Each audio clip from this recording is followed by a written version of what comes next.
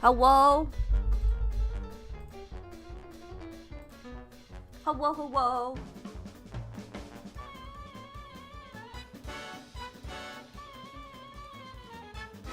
Wait, am I still muted? I hope not. I was just double checking the properties.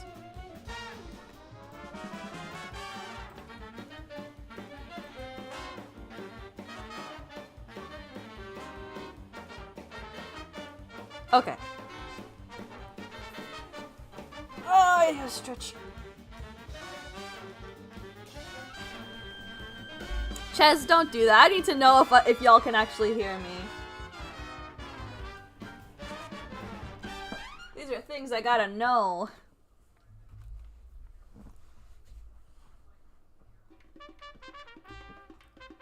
Okay. Let's...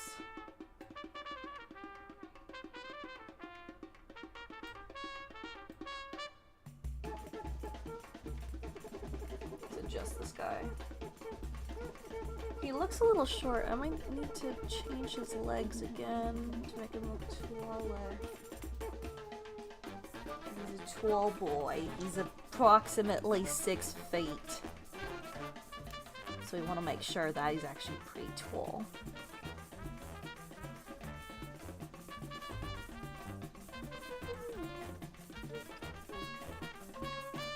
I sure hope this doesn't get me copyright striked.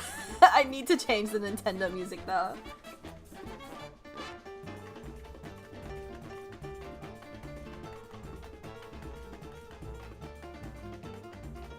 Alright, there we go. Grab my brushes. I have my program recording for the video later. Hell yeah. Let me grab his old reference.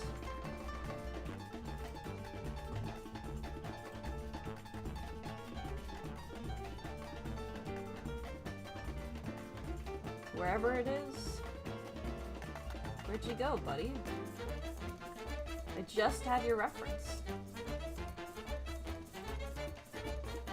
There you are. Oh! Oh, that's hella pixelated. Hold on. That's hella pixelated. We cannot use that. Where is your... Hello?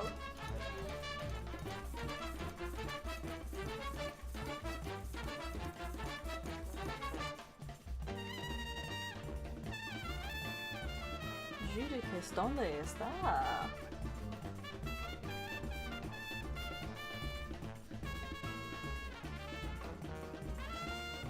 This boy.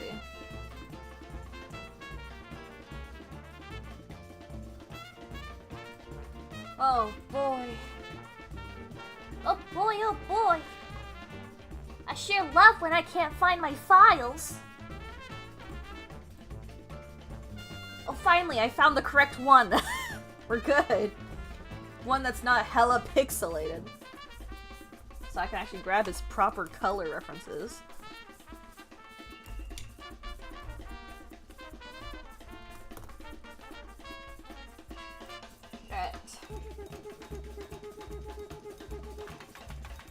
We're good. We're good. Alright. Welcome to the stream, guys. We're off to a fantastic start. Just like the title says, we're working on some more Artfight stuff today. And as you can see, I'm finally drawing a dude.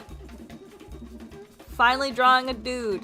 Today we're going to be working on Judicus. He is my husband's D&D character. He is a bard who... When did I last draw this guy?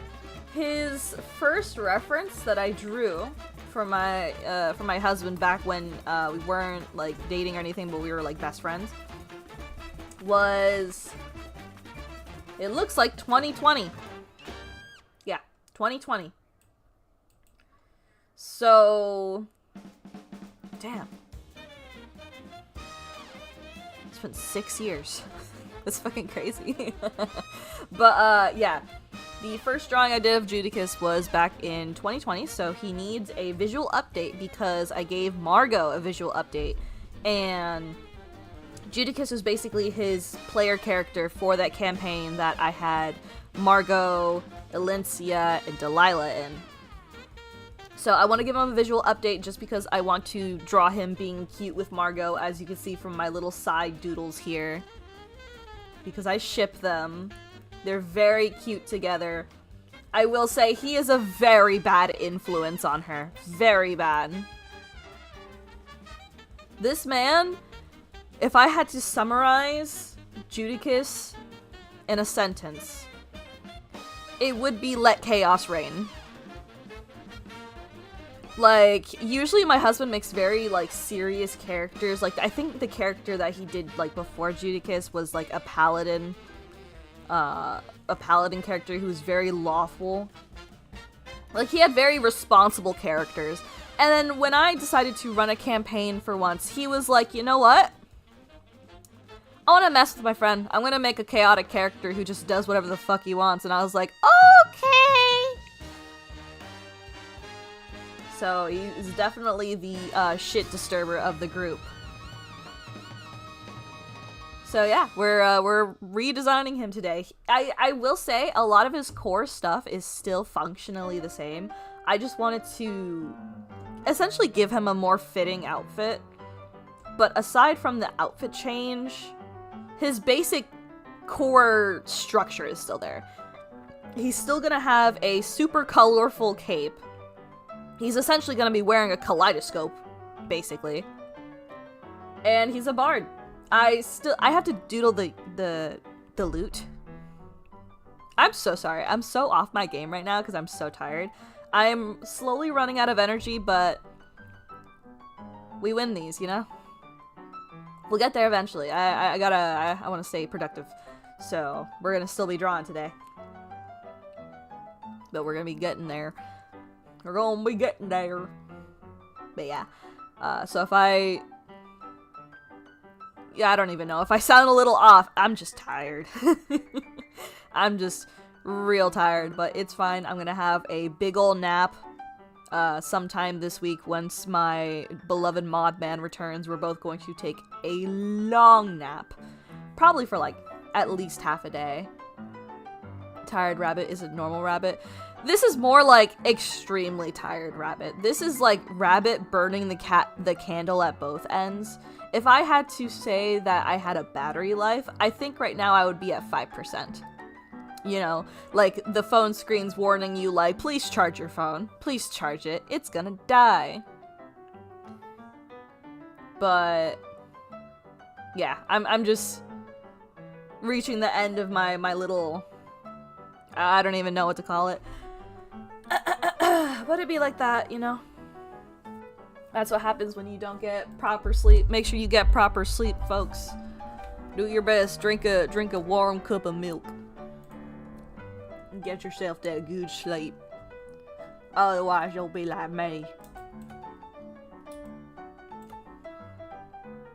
Yeah. Judicus is essentially, I want to say, the first character for the next video that I'm working on, which is another Artfight preparation video. I will be saying we'll have Judicus in it, which he's a D&D character, but he's going to be the only D&D... Pardon me. He's going to be the only D&D character in that video, compared to the previous video, where it was literally mostly D&D characters getting refurbed or redesigned, and then just one infinity, you know? So, Judicus will be the only D&D character featured in that video. I will actually be redesigning 2 of my very old OCs. I went through a bunch of my old art last night. A lot of it. Holy shit. Chat, I went, like, basically, like, dumpster diving. I know it sounds a little mean.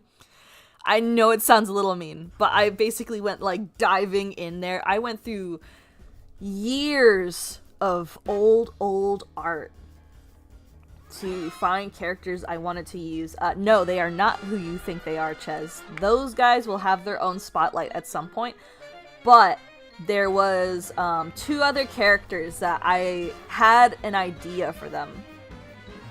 And that's how I based it off. At first I was gonna do a poll, but the thing about that is a lot of the characters, I don't have a specific vision for them yet. Because a lot of my old characters fall into the either, man, you're so old, I don't want to change anything about you because you're just such a product of your time and I still adore you as you are. Or B, man, you're so old, I have to change everything about you. You know? So there was a lot of those, there were so many characters that at some point I would really love to revisit. Especially some of the couples that I have that I still absolutely adore and want to give them like some new life. But it was a big process. But I eventually chose 2 characters that I want to completely redesign and give them new life. And add them onto Artfight, because not only are they not D&D characters, so it's more variety for people who aren't as familiar with Dungeons and Dragons, you know, like my Doctor Who characters. That's why I also added them in, right?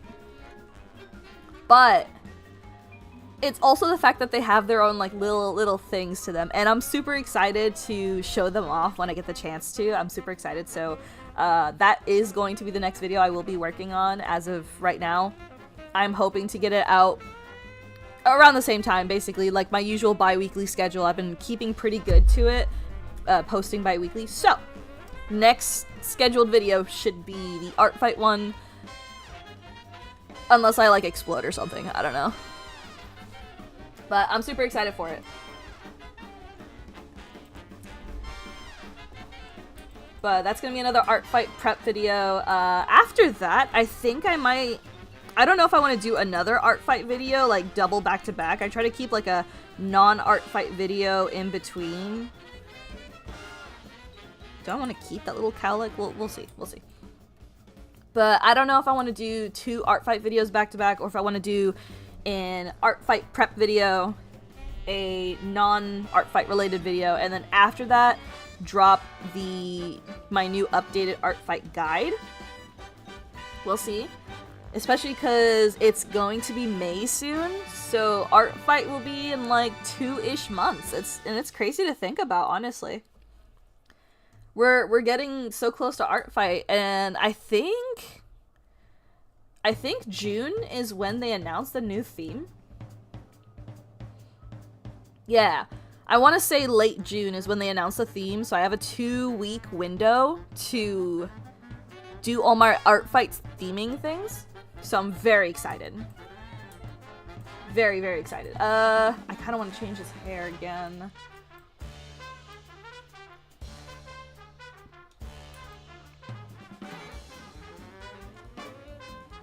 Oh man, Judicus, what do I do with you? Okay, I have to tackle this in a different way than I usually would, because I want... So we see this giant-ass cape right here. I want a version with and without the cape, I think is what we're gonna do. Because the cape covers up a lot of his design, and he has some really fun, flowy sleeves that you won't be able to see. So I think we might do a dedicated cape layer, I think. Might be where it's at. Especially because I want to change the flow. Like, look at this. This is so straight. I don't want it like that. I want it to be like a curve, right? So we gotta adjust some things here. We gotta make some changes, folks. But first, we should draw the lad. But before we draw the lad, he does not look as tall as he should. So, actually no, I should line his pants. I should line him first, and then go in with the squish squash tool, whatever the fuck it's called. I think it's transform tool. No, transform. Ah! I could just look at it. Free transform, perspective. Either one of those would work, but basically squishing and squashing and stretching the legs so that way he looks taller, because he is, if I remember correctly, 6 foot, and I think it's all mostly in the legs. I want to say. I don't know why my husband made him so tall. Actually, no, I do know. I do know why. I do know why.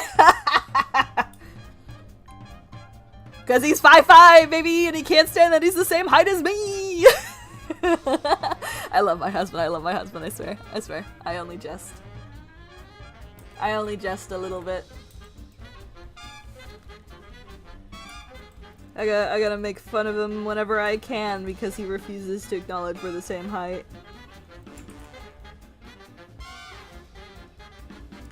I want to make that part swoopier because he has very swappy hair. I will say, I'm very happy with how, like, the sketch turned out for his facial expression. He's very animated, and I really wanted that to be a thing. Because he's a very energetic character. He's like... This is gonna sound so weird, but he's like Nora if Nora took, like, recreational drugs. Actually, maybe not. Now that I think about it, a lot of the stoner stereotypes in media, they're, like, chill people. What's a good comparison? I can't say he's like Nora if she had ADHD, because Nora has ADHD. And I can't say he's like Nora if Nora was a theater kid. She is a theater kid.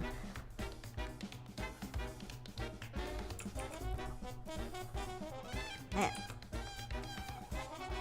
What's a good comparison?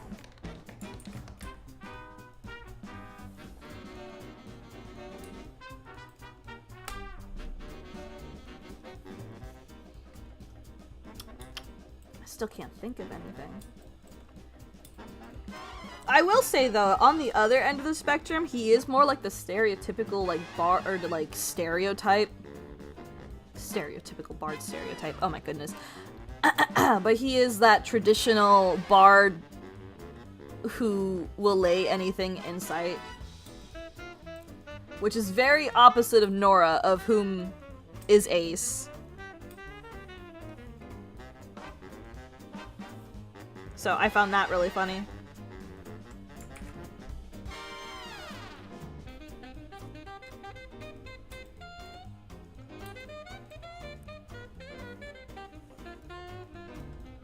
But let me tell you how much this man has terrorized me in this campaign. Oh my goodness.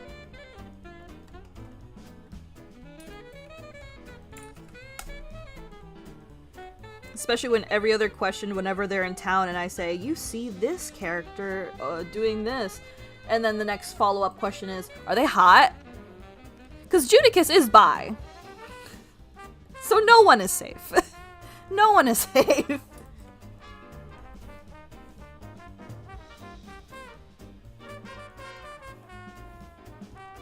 Every time I hear a, are they hot? I'm filled with utter dread.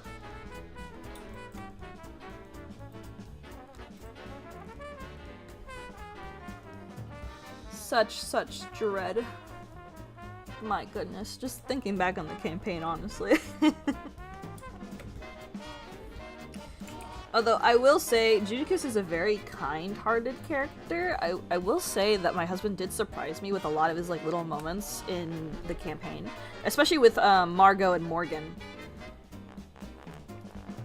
I think I mentioned this before, like when I was previously working on Margot. Hello, Shadowbean! How you doing? Welcome to the stream! I'm currently talking about the character we're working on today, which is Judicus, my husband's bard. This bitch of chaos. Yeah, basically, I'm just talking about him as I work on him. But yeah, he surprised me with a lot of his like little moments, because he's very compassionate.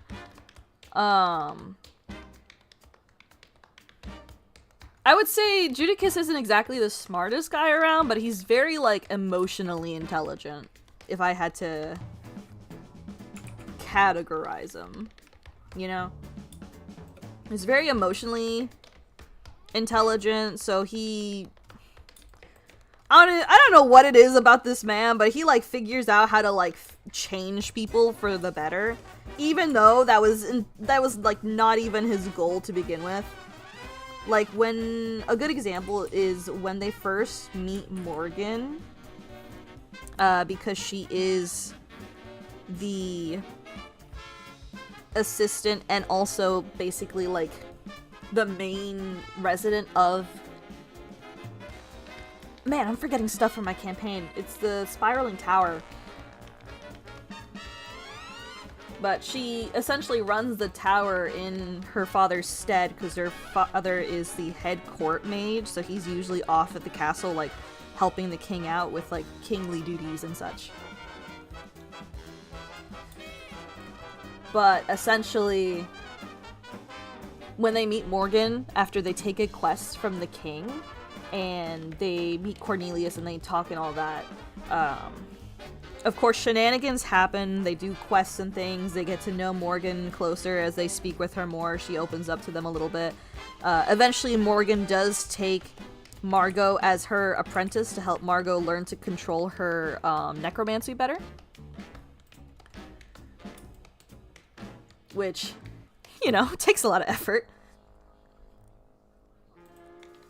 But at some point, the party finds out that she has agoraphobia because she can't leave the tower. Because I believe they tried inviting her out for, like, drinks or something like that. And, you know, Judicus was, like, a little pushy about it because he gets very excited and he's like, come on, let's go, let's go. And she's like, no, I don't think you can understand. I cannot leave.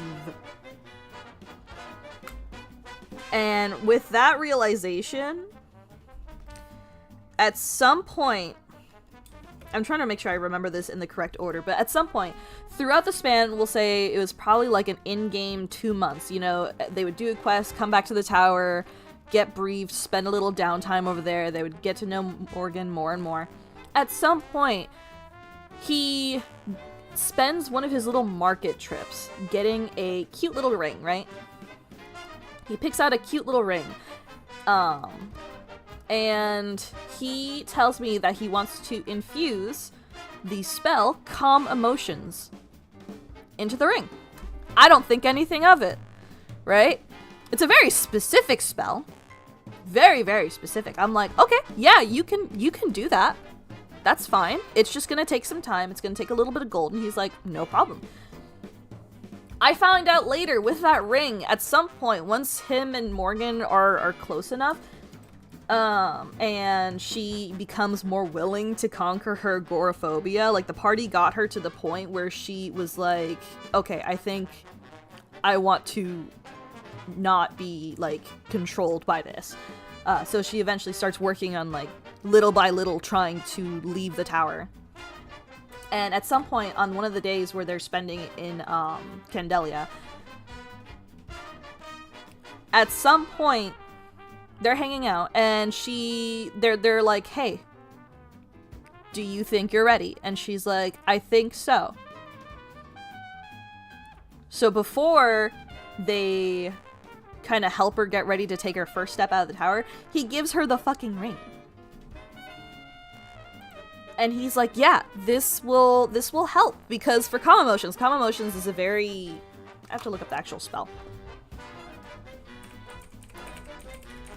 I have to look up the exact, like, spell.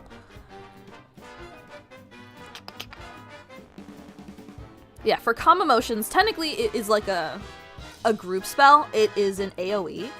But it says here, you attempt to suppress strong emotions in a group of people. Now, of course, since it's contained in a ring, it will only affect the person wearing the ring. But you can suppress any effect causing a target to be charmed or frightened. And that's the important part. Because technically, mechanically wise, she would be affected by frightened, you know? If she were to try to leave the tower. So he got her the damn ring so it'd be easier for her to leave. And I was like, brother, this is what you were planning? He was like, yeah. And I thought that was so cute. I was like, oh, that's so nice. Especially because it's really funny. Margot's technically Morgan's official student, but Judicus would always keep trying to learn from Morgan. Specifically, how she jumps through mirrors. He really, really wants to learn the magic that would let him travel through mirrors. And she's like, no, it's too dangerous. If you get lost in that plane, you're fucked. And he's like, I still want to learn though, it's cool as hell! So, you know, they basically had like this sibling relationship where he would keep pestering her to learn her magic, and she'd be like, no, it's too dangerous. So I just thought it was real cute.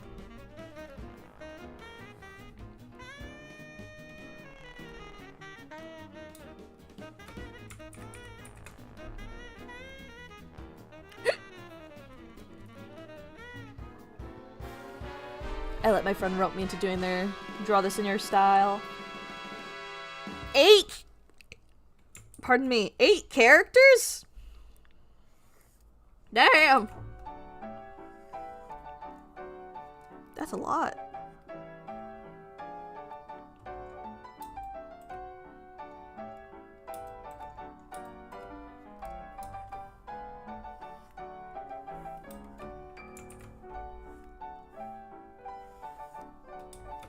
Eight characters is a lot, Kiwi.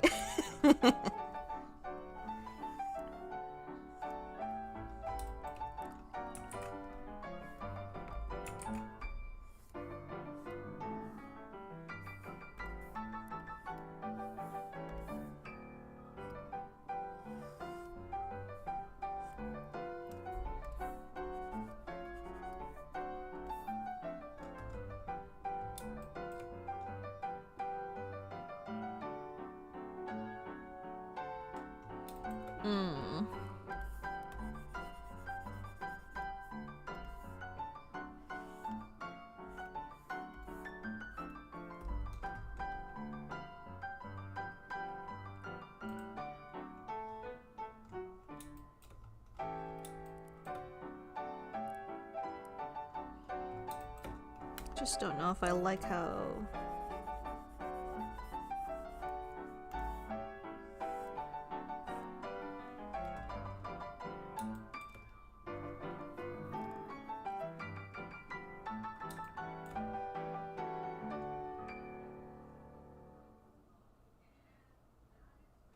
Did I make his bangs just a little too long? Maybe.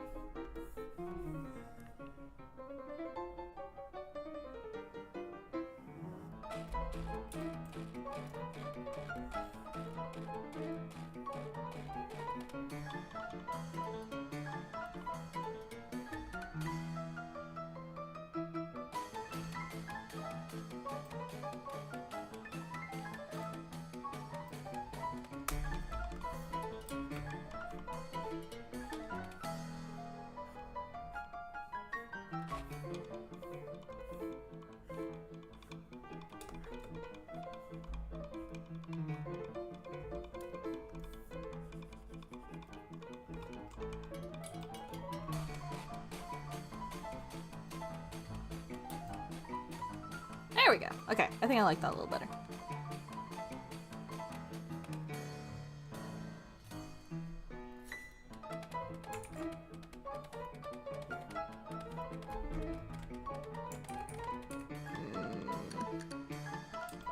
Might have to exclude the cowlick, but that's fine. Do do do do do do da.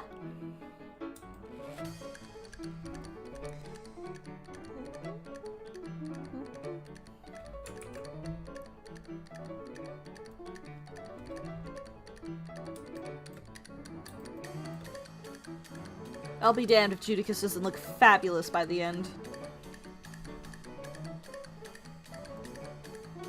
By Jove, I will make the pretty boy pretty.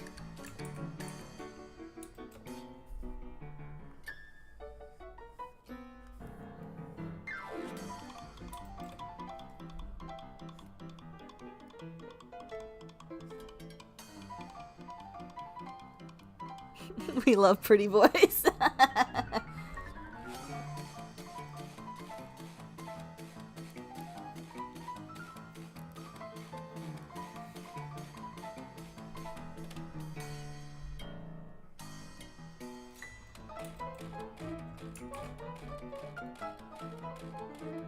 What's really funny is that whenever I finish Judicus, I'm probably going to send it into the old Dungeons and Dragons chat that we still have.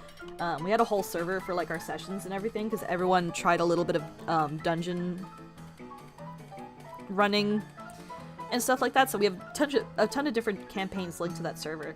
So we still have it up, and every now and then I like text everybody and I'm like, hey! Right, because things have changed a lot in the past, like, 6 years. I'm gonna just send a picture of Judicus's new porch and be like, none of you are safe. just as a vague threat, you know?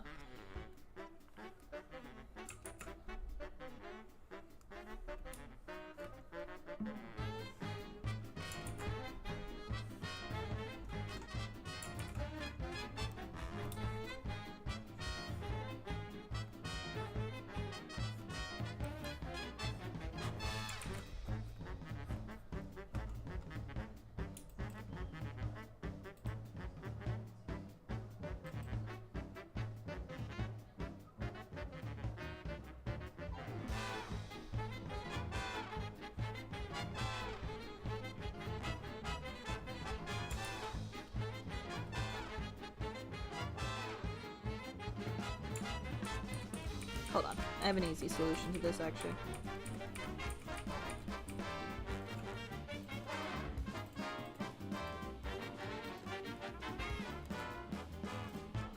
We're going to...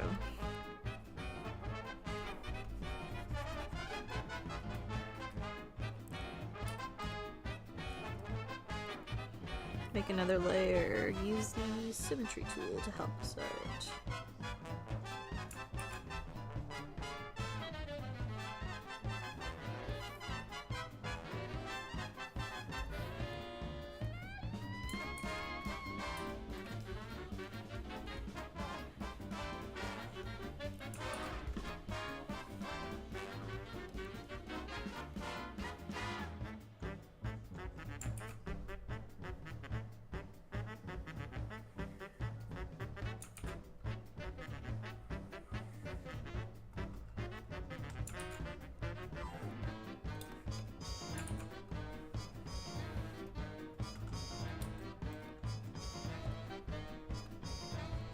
Oops.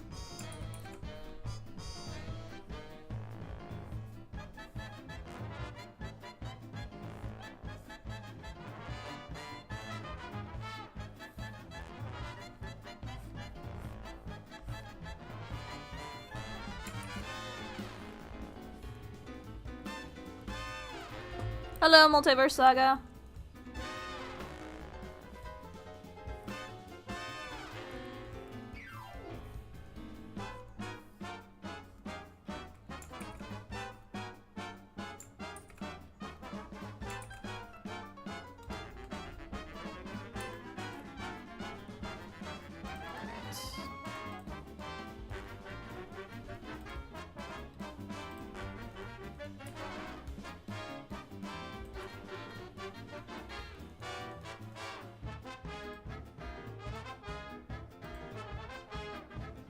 Might want to lower it a little bit.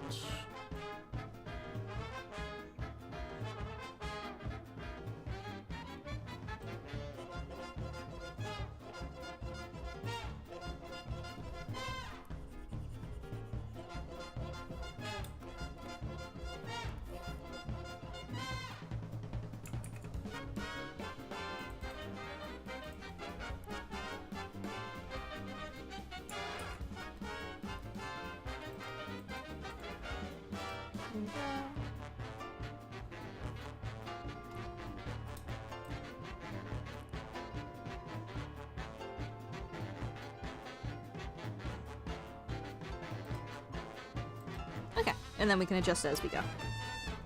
That is fine.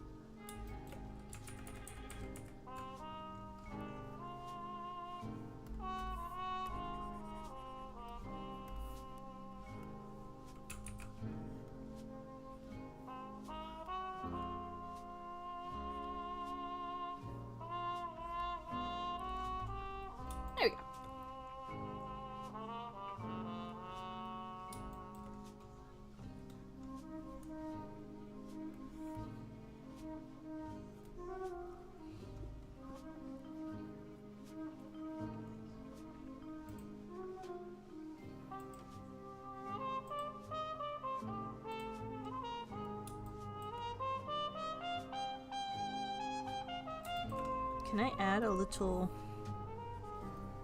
Wait, nards.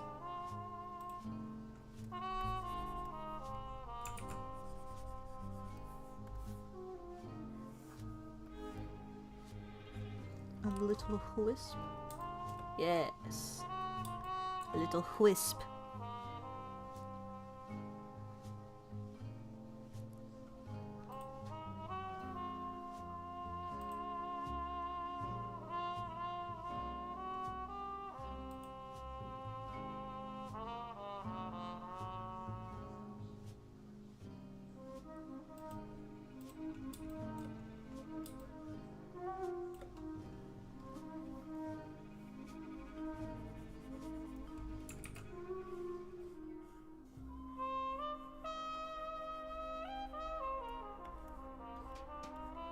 Man, you guys have been sending a lot in the Atelier.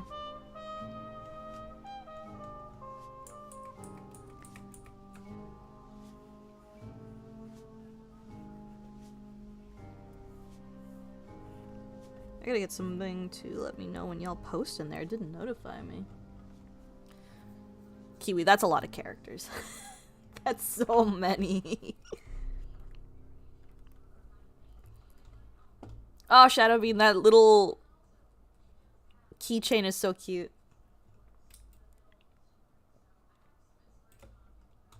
Just a little guy. And now the sun's in my fucking eye. Oh my god.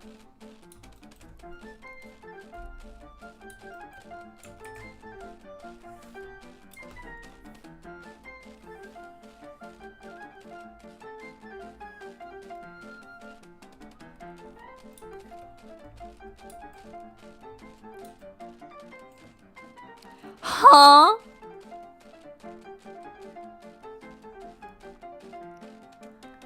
My condolences. That sucks.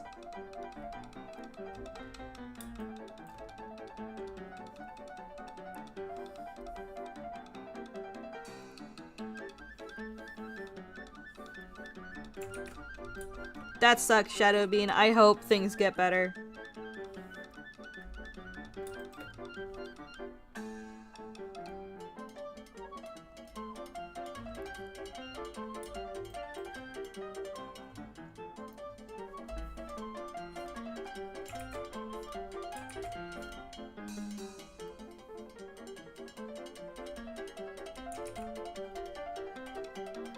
That's good.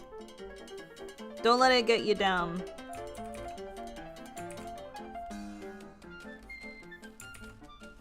You're missing out on a catch.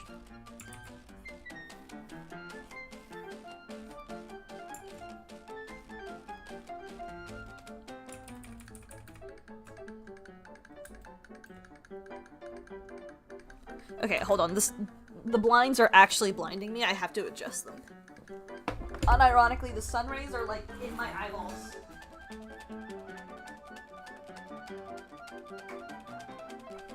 I need them to not be in my eyeballs. There we go. That's a lot better. Ugh. Okay. I was being blinded by the sun.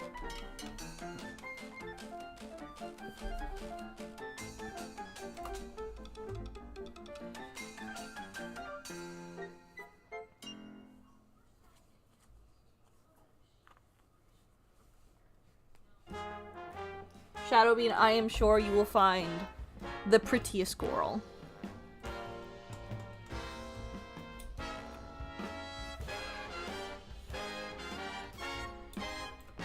It just might take some time, you know?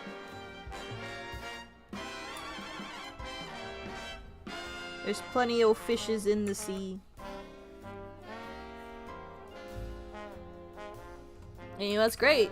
It's almost Pride. So there's that. I'm actually very excited for Pride. I think I want to ask Modman if we can go to a Pride parade. Because I haven't been to one.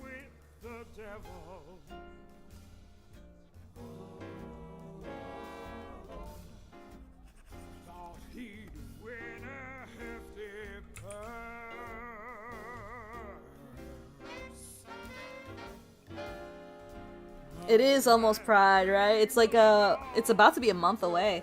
I have no idea what I'm gonna do. Usually I do like these little like mini Pride videos that are themed each year. Last year was the magic of Pride. I think I might stick with that theme because I haven't... I think I've only drawn 3 characters with that theme.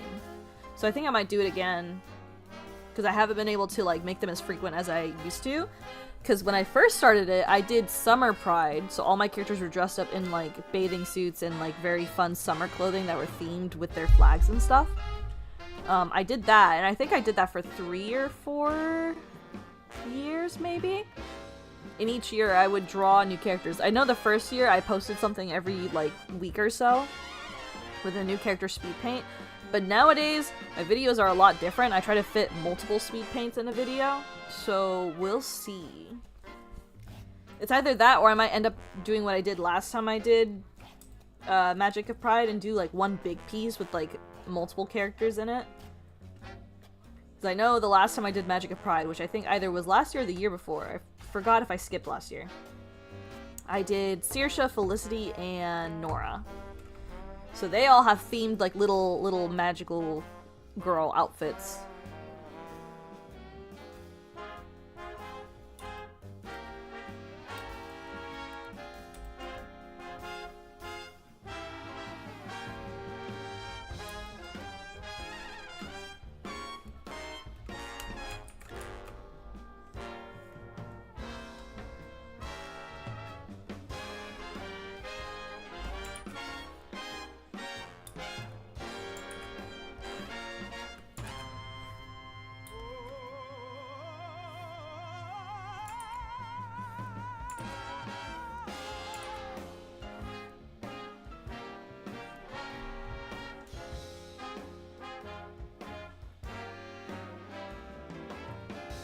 Oh, not the religious parents. I feel you there.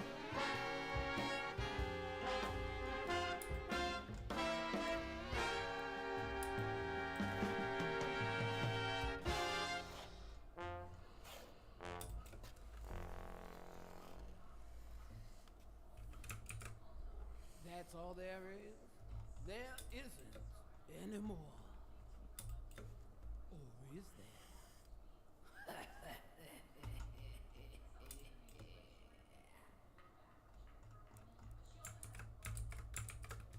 I wanna do.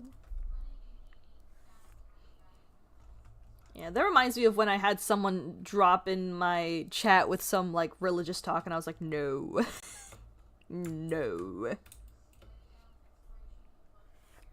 It's like, brother, where are you coming from?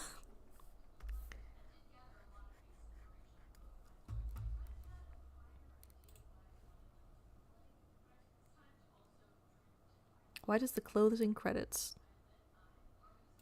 Well, Cuphead and his Pelmug man. No, let's do this one. There we go.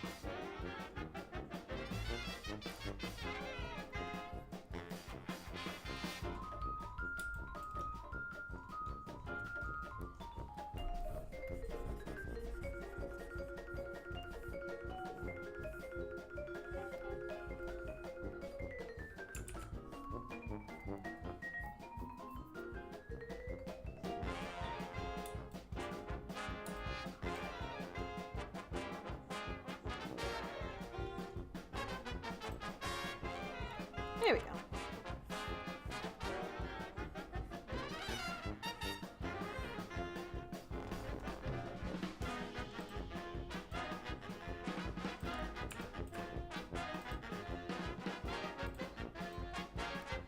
Yeah, I don't want to get too, like, preachy. But I don't understand people who don't... What's the correct way to say this without... I don't think there is a way. Oh well. But, yeah, I just don't understand people who get upset when they found out their kids, you know, aren't straight. And then they decide that's the worst thing in the world, and it's like, bro, that's still your child. That's still your kid. Like, I had that a lot growing up as well. Like, explicitly, my parents had told me, if you grow up to be anything, please do not grow up liking girls. And I was like, that's very oddly specific. They failed, by the way. You know, that warning was not heeded, but like, you know, it didn't really work. That only made things worse, and it like caused a lot of rifts and everything. Not to get like too into it, but I only talk to one of my parents now. The one who actually attempted to make an understanding, and we've reconciled since then. The other one, haven't spoken to them in, what, 10 fucking years, I think? There's a ton of other stuff, but like that's just a small pile before someone goes, oh my god, you shouldn't excommunicate your family just because of this. There was a big pile of reasons. But no, yeah, definitely that was like one of them, just using religion to advocate for hate. Even though, in the religion, officially it's supposed to promote, like, be kind to thy neighbor, but it's whatever, what do I know? You know? But I'm a firm advocate of, if you want to have children, but you cannot stand the idea of your children being gay, being trans, being autistic, being anything other than, like, a perfect copy of you that doesn't have their own autonomy, then just don't have kids. You shouldn't have kids. That will always be my firm belief. Because, like, as someone who's gone through a lot, which I'm not gonna go heavy into it because I feel like that would make the air so depressing. But as someone who's been through a lot, I can firmly say, if you cannot accept your child for who they are, no matter what they become, you should not have children.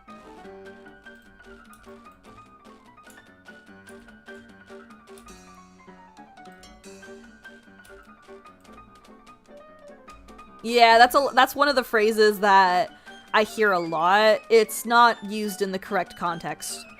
It's not.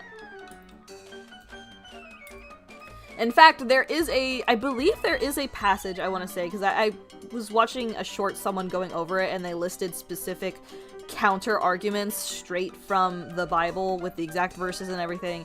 And one of them is that you're not allowed to beat your wife. But how many religious guys are beating their wives, you know? A lot. Not to be facetious or anything, but like, unironically, that's happening a lot. If you can't practice what you preach, stop preaching. You're not doing it right.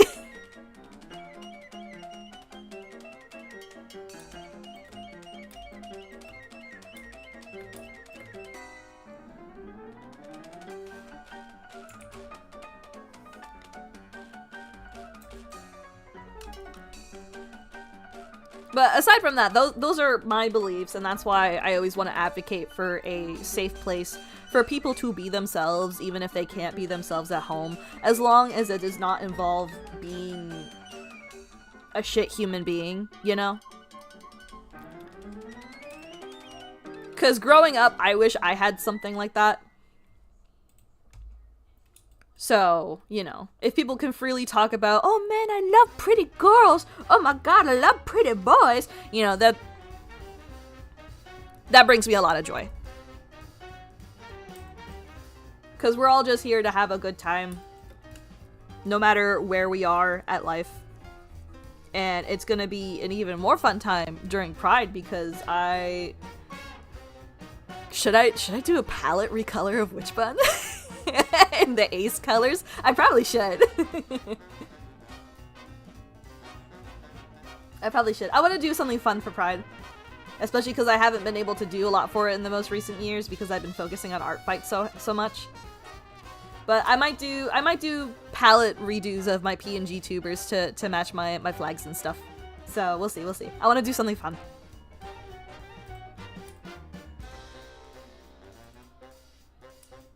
You know, keeping stuff chillin'. I think I want to move up his arm a little. I do, yeah. What flags you got? Hold on. Give me a second. Because if I remember correctly, I have to update... Man, I gotta do a new drawing with my flags because... I want to say...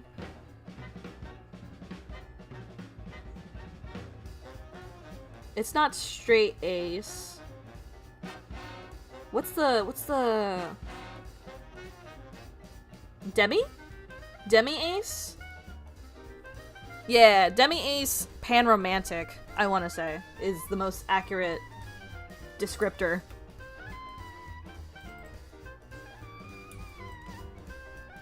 Is that... Hold on.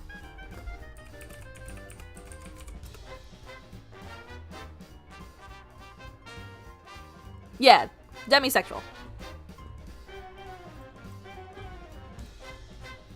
There we go. I want to make sure I get it right because it sits in a very specific spot on the spectrum because I'm not, like, completely asexual. There's a difference. A difference. There we go. But yeah, demisexual, pan-romantic. So I have to update my flags from ace to demisexual. Because it's really funny because in a lot of my old artworks I snuck in the ace flag. So now I have to update that. Because things change. For some people, at least. Some people stay at, like, the same thing for a good portion of their lives.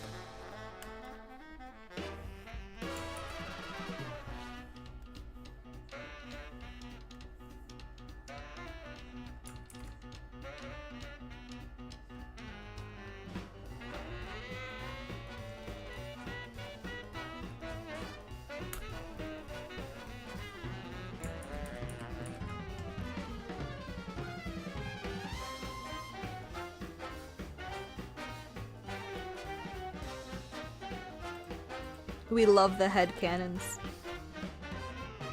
Okay, hold on. I should draw the loot first. Because I need to know where the loot's gonna sit so I can sketch out this hand so I can then sketch out these. Okay, we're gonna draw the loot first, folks.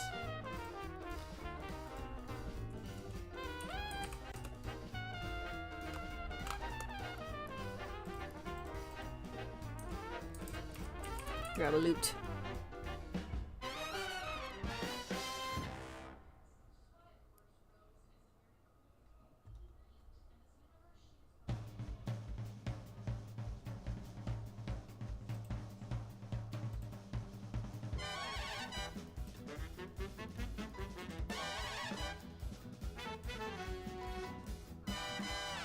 You cannot escape the shrimp posture, Shadow Bean. It's in your fate.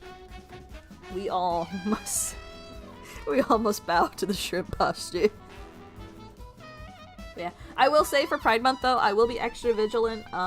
We will be having a no tolerance mod looking to the streams. Especially because I haven't had any issues last year or the year before. Whichever year I did the Pride stream. We didn't have any issues, thankfully. But now that the channel's gotten a little bigger, now that I have more people watching, you can... No, not a new mod, but like more like me and Modman are gonna have no tolerance towards anything rude or hateful, especially if it's towards other people. So during Pride Month, I will be actively voicing that at the beginning of the stream, making sure that it's posted, that people see it, like, hey, if you are rude because you aren't, like, vibing with us, then just go watch something else. I'm not gonna... It's not gonna kill you to change the channel. And it's also gonna be the same thing during Artfight because we did have issues last year that I do not want to repeat. We will be actively letting people know at the beginning of every stream that, hey, we're gonna have a no tolerance towards anyone who is hateful, towards anyone who is not listening to any warnings. So there will be those. You guys will be fine. I literally have no worries about you guys. It's just anyone new coming in that I'm a little worried about. Because I know some streamers are more lenient because they can't really see chat. Like, commentary YouTubers and stuff like that because, you know, they have chat rolling and their mods are handling it for them. So their communities are a lot more lenient, but I don't want that. I don't want that. That just leads to people who think that they're being funny and they're not being funny. They're being uber rude.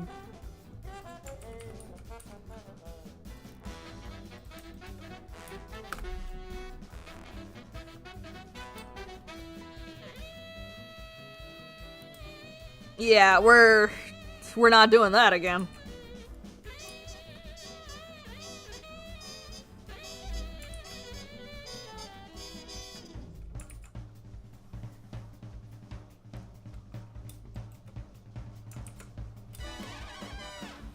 Yeah, I don't know what it is about the internet and like making people forget about like basic manners and human decency. I just don't understand it. I never had that issue as a youngin' on the internet. Some people are just weird. Like, I tend to not leave a lot of like comments and stuff on videos because I'm just like, oh, I don't have really anything interesting to add other than, man, this is so cool. I'll just leave a like and subscribe.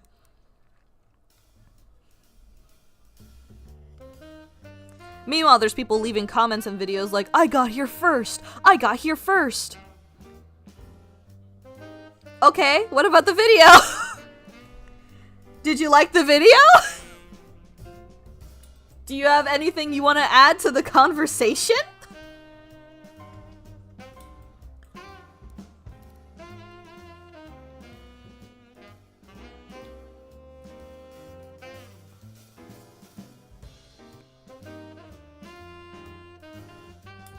I don't know what it is with people and wanting other people to know that they were first in chat. Like, what is it?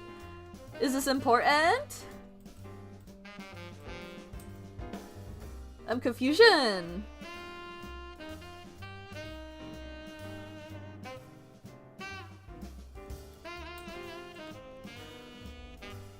I don't know.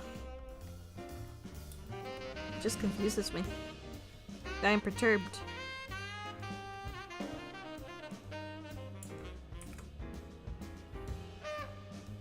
Like, I would rather have comments that are just like, oh man, this is my favorite character.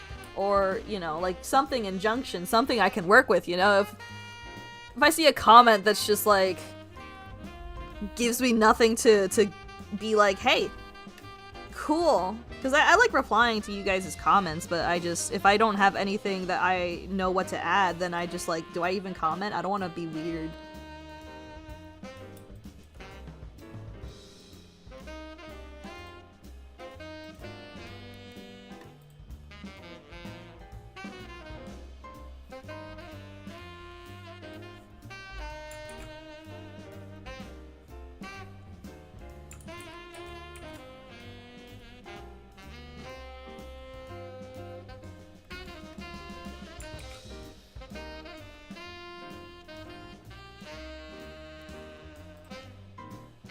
Give them a comment review. 0 out of 10. You weren't first, actually.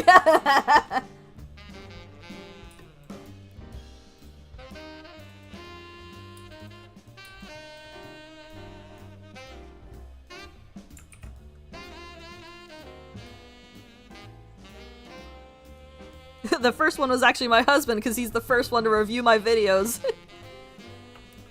You're never gonna be first.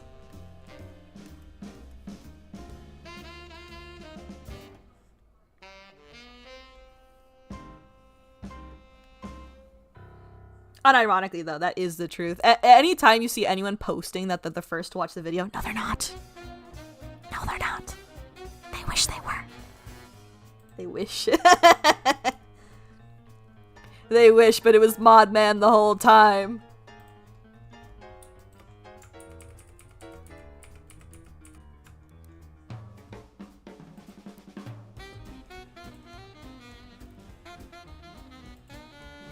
It was me, Dio, all along. Yeah, because I always run it past him just to make sure everything's fine.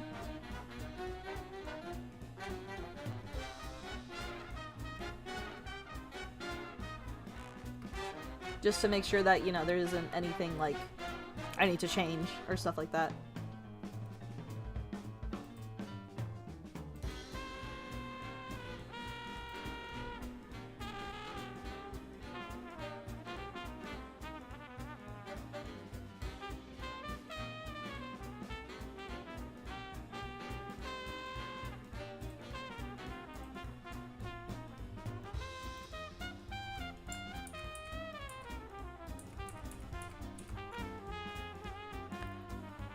Oh, he basically does.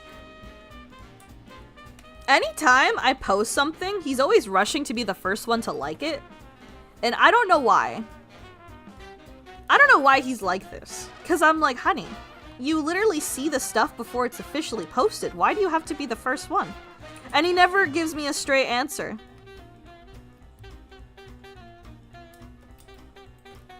I never get one.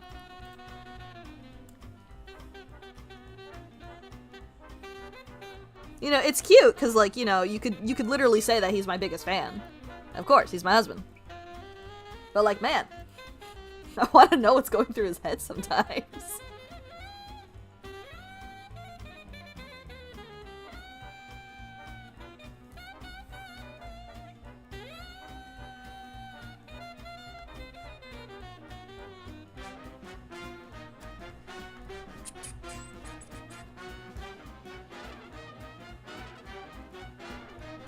Man, I'm not gonna lie, I also kind of want to play some more Slime Rancher too.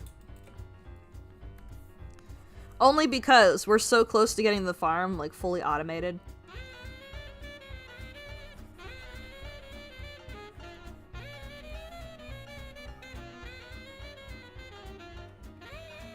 But I want to make progress on my next video, the dilemmas.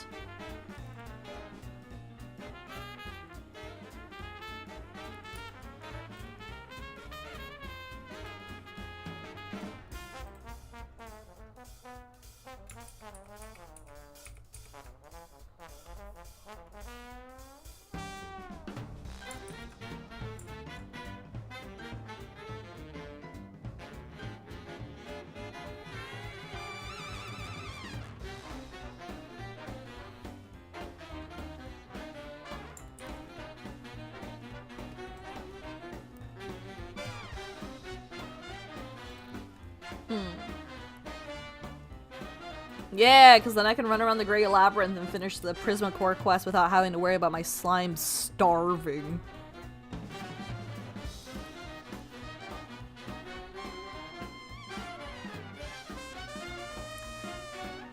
Man. Loots are hard to draw. But that's fine. That is fine. We will get past this together. Alright, give me a second, chat. I am looking at a reference, so I cannot see y'all.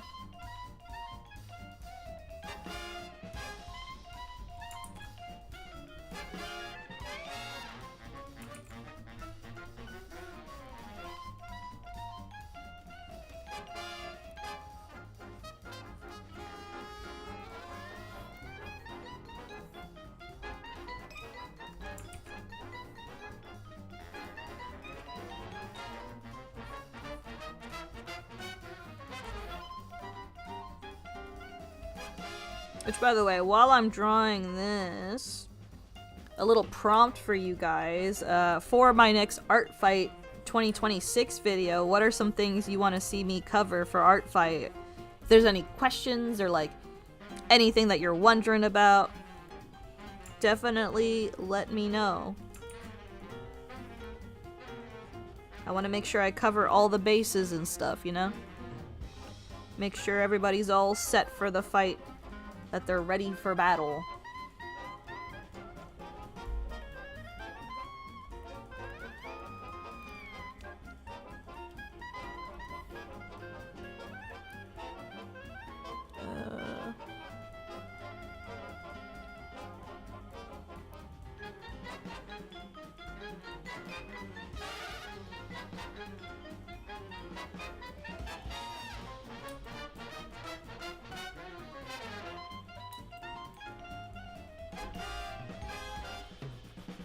This looks so weird.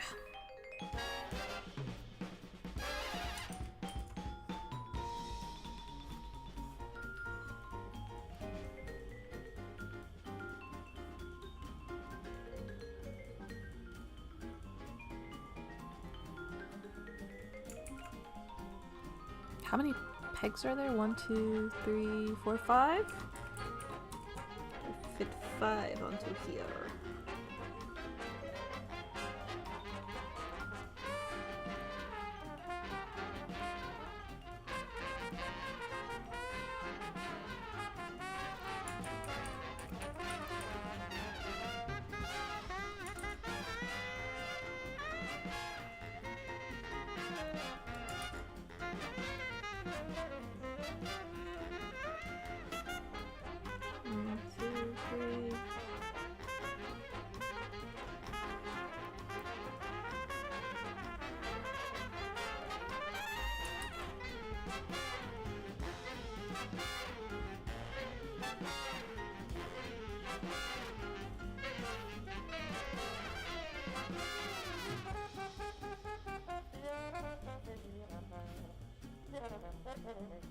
Oops.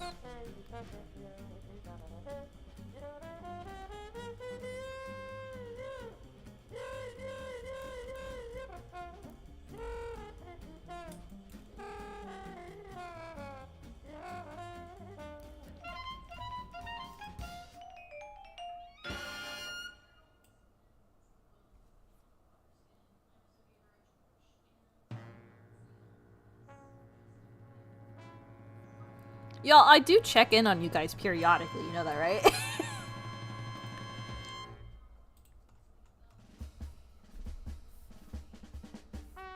You can't just start to plan a riot. I do check in.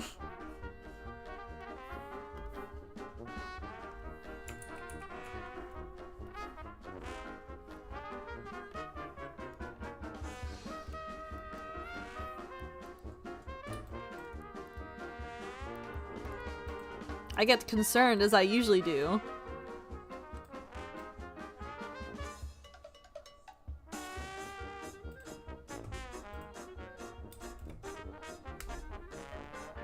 Y'all already know, I am always worried.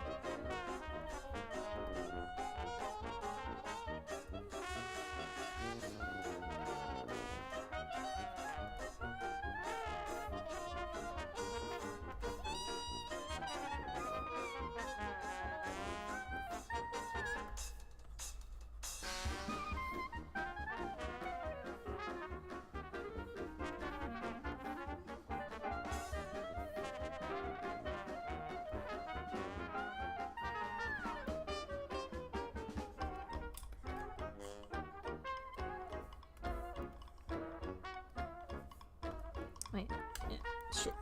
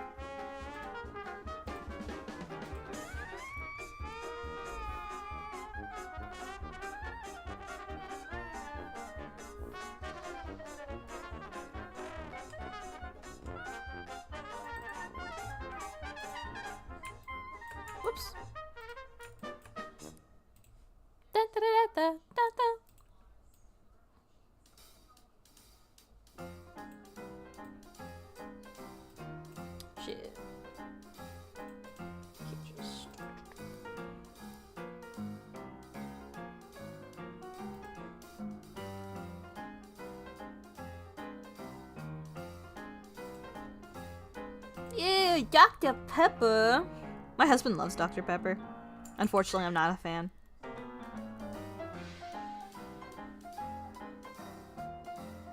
It tastes like liquid medicine to me.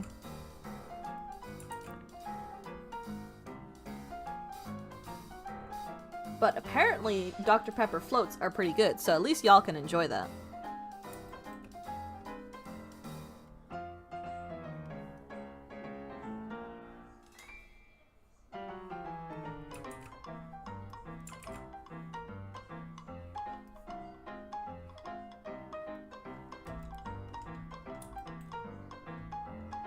Okay, I need to fix the base of the loot so it fits.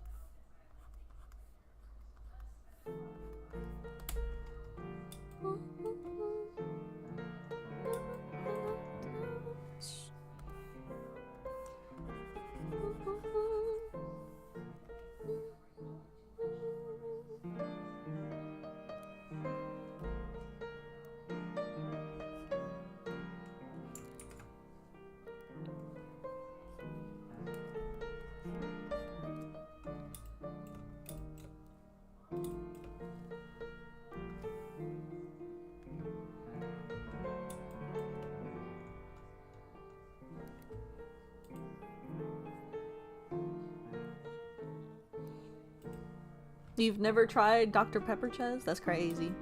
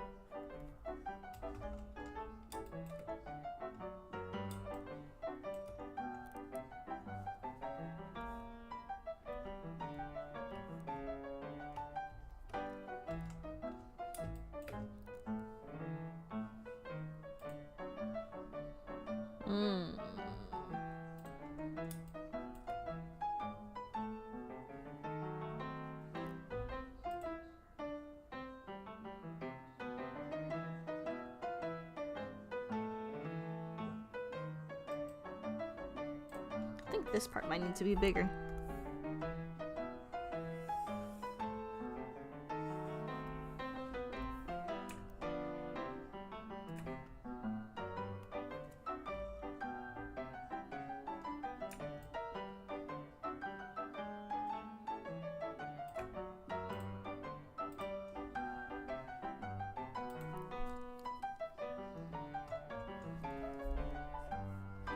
Oh, I love summer, but what I hate about summer is the bugs!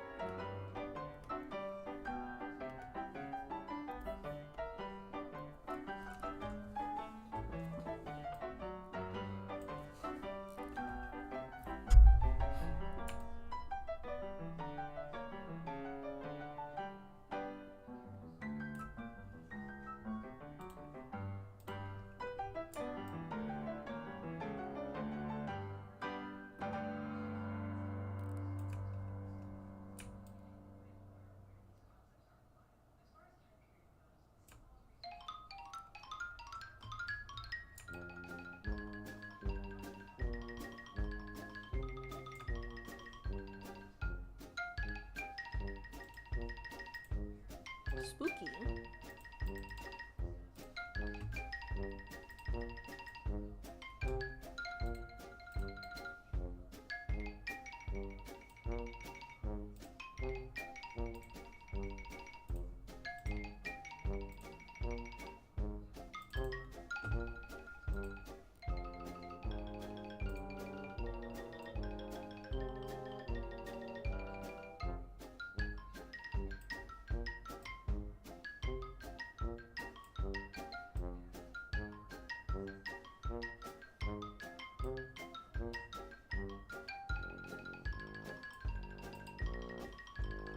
It'll be fine.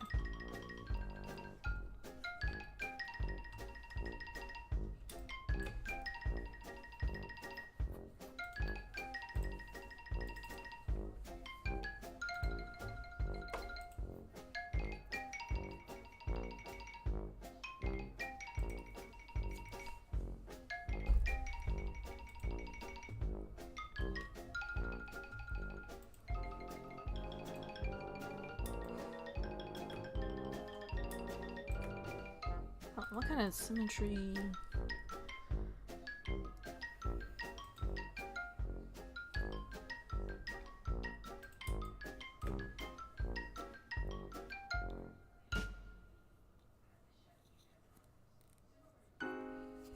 This might be weird, but we're gonna try it anyway.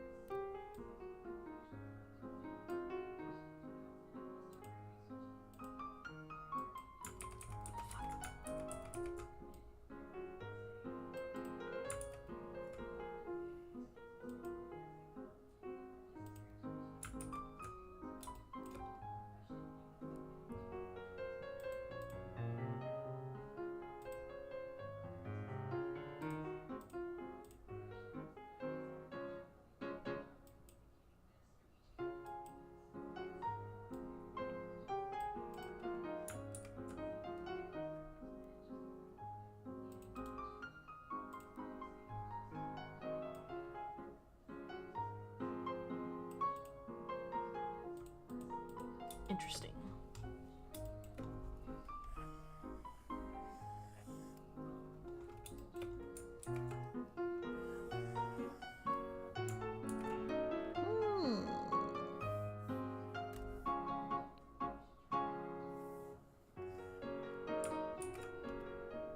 What the fuck?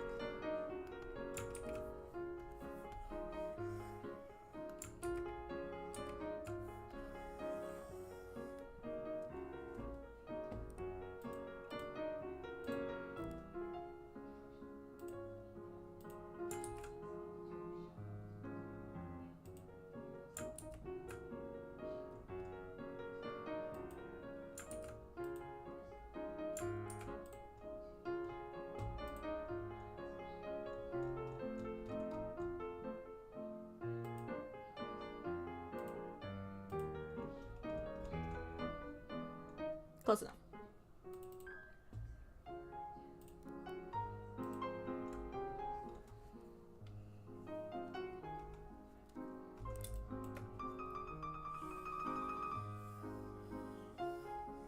This is not helping me at all.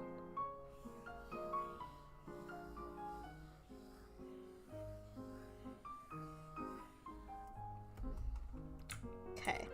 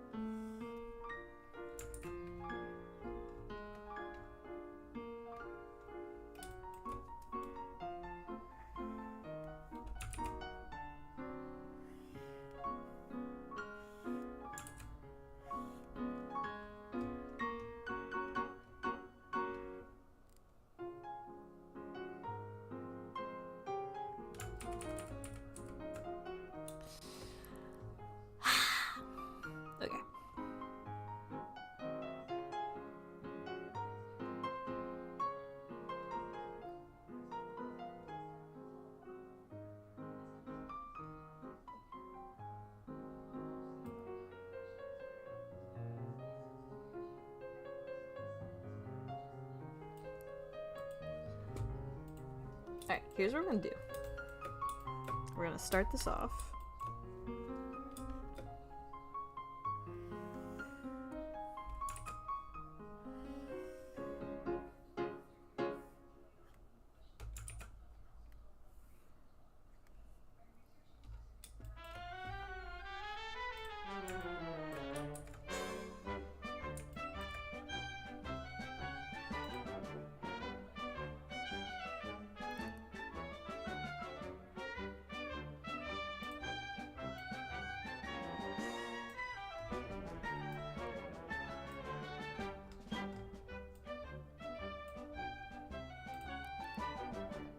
Very good, very good.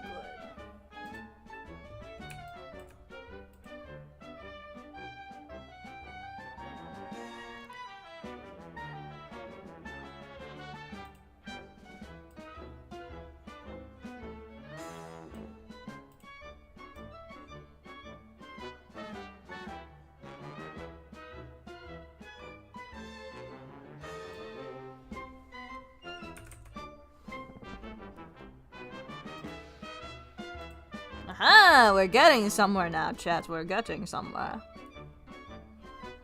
Alright.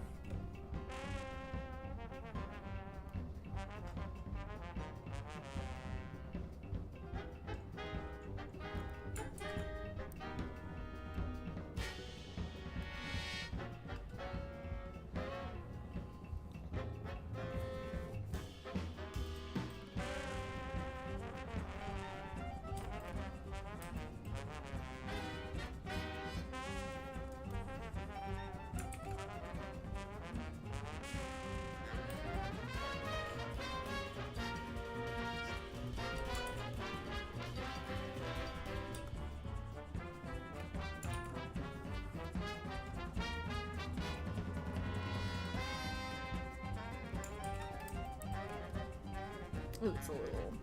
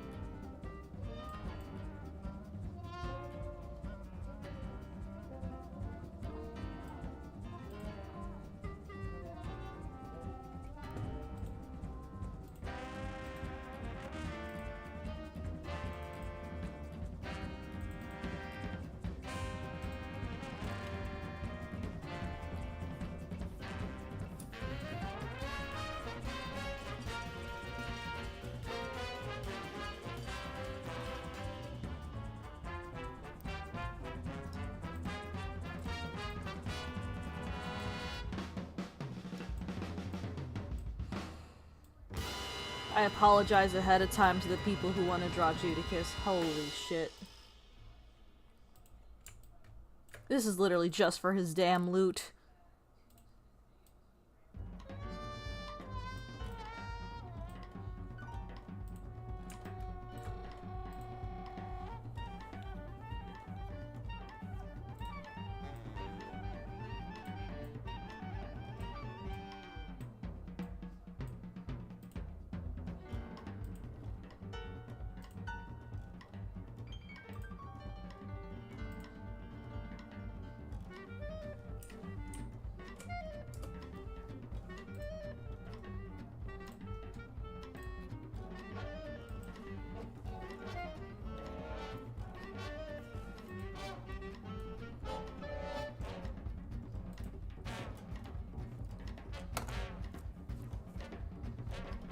Listen, look at that shit. That's just for his loot.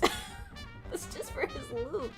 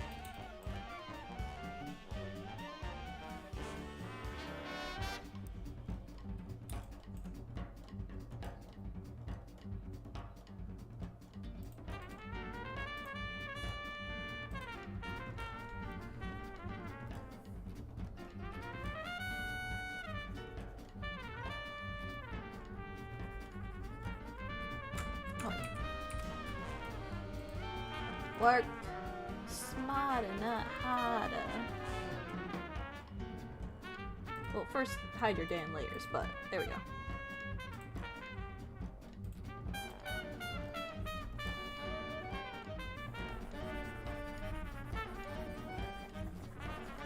There we go.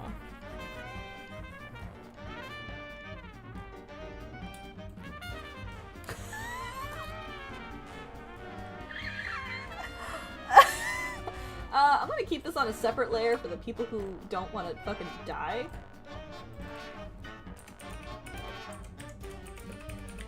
Oh my god, I made him such a complicated loot design.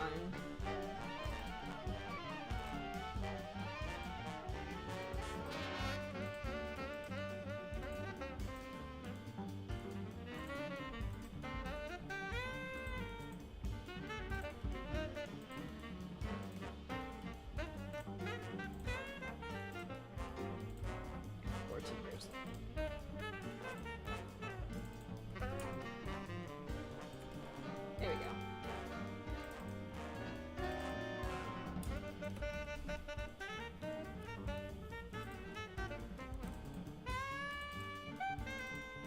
And then what we're gonna do, so I don't have to do all that over again, is we're going to color the lines, because this is gonna be part of the line art now.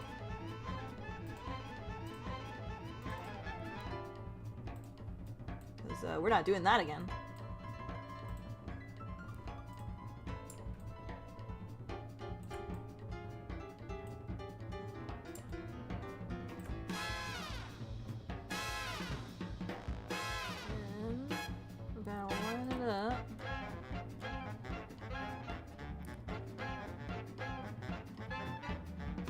Which one?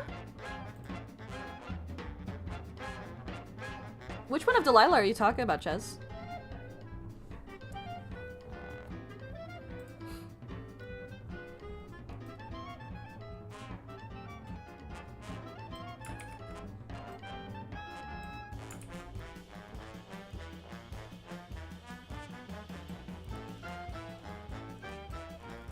The one with the sword. Oh, is it one of the ones in her Artfight character page?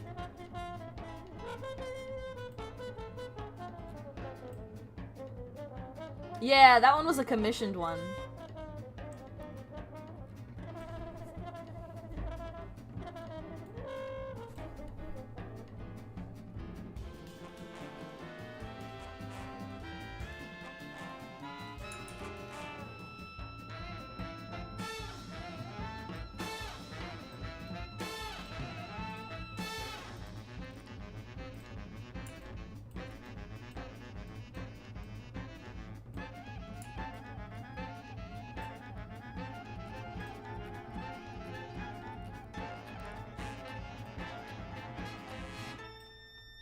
There we go.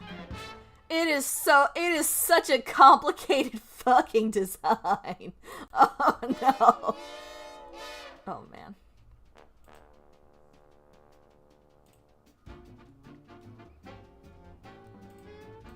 Damn.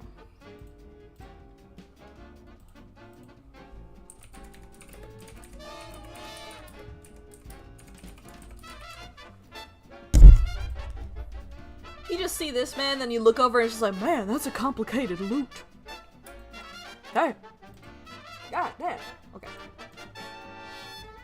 I'm gonna hide it for now, because I don't want to accidentally merge it.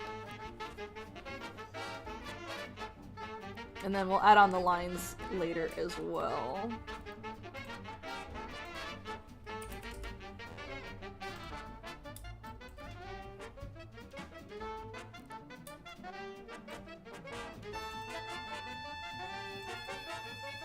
Yeah.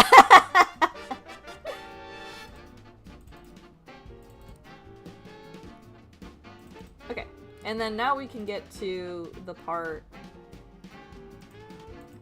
So what we're gonna do is we're gonna hide the loot layer and we're gonna outline the poof in the sleeve of his arm. And we're gonna readjust it. Oops, wrong one.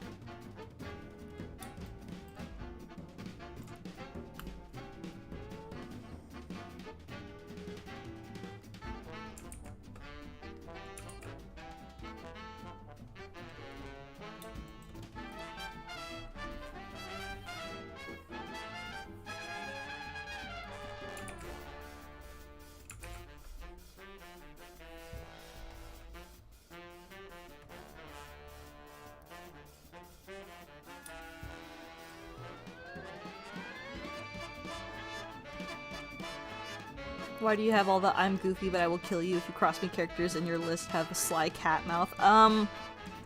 I don't know. I literally cannot tell you.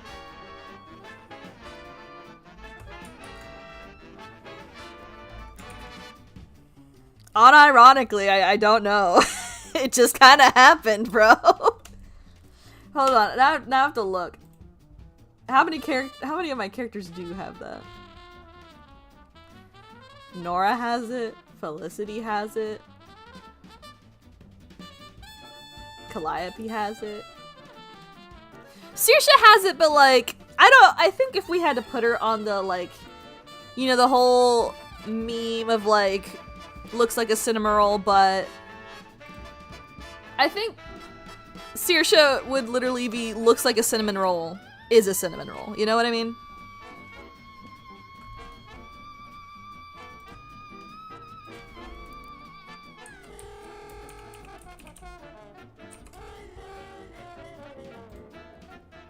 Like, Saoirse, she doesn't even fight herself. She has her creatures fight for her. Like, she's not very combat-oriented.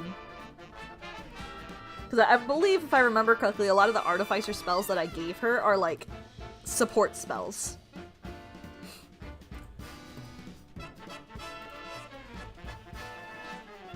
Fucking Calliope has it. Moxie has it. I see what you mean. I don't know. I think that's just the the default, like, mouth type I go to when it's like, oh, this character's a little bit mischievous.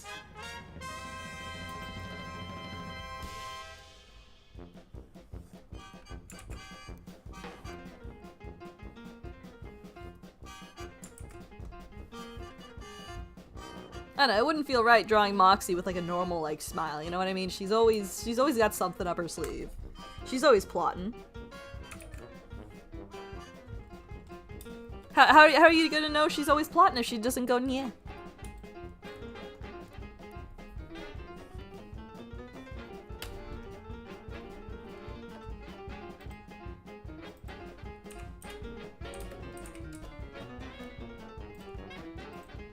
My husband's caught on to me. He's figured out that I'm putting Judicus on Artfight.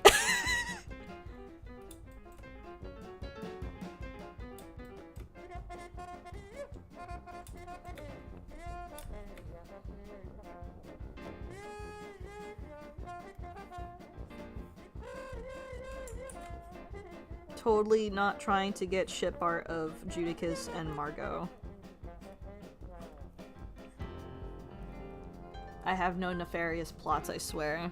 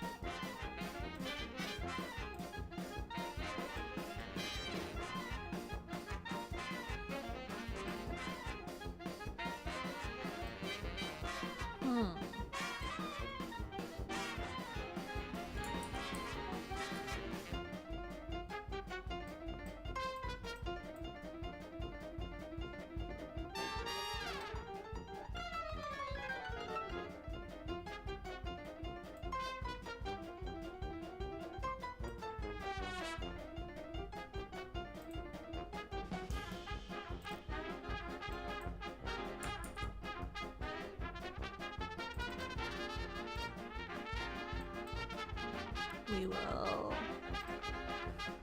go back in here.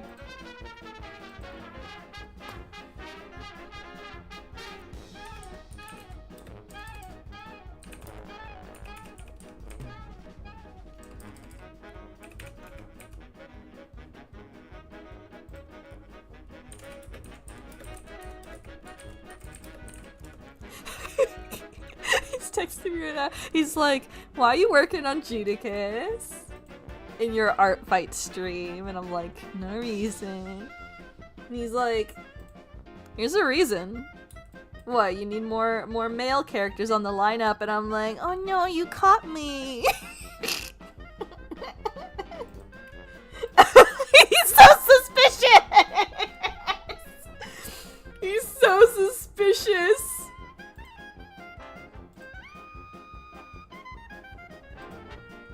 He's so suspicious, he doesn't know.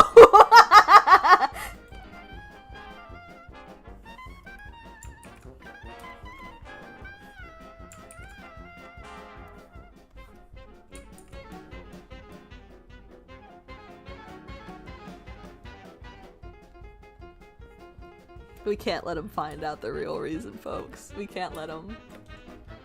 We can't let him know. Okay, first things first, we're gonna draw where I want the hand first, and then we'll figure it out from there.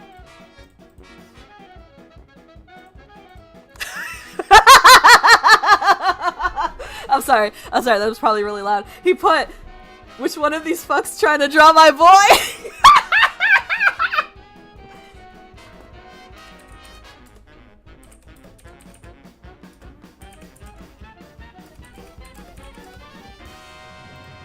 He went in the opposite direction. We're so good. We're so good. He won't figure it out. He won't know.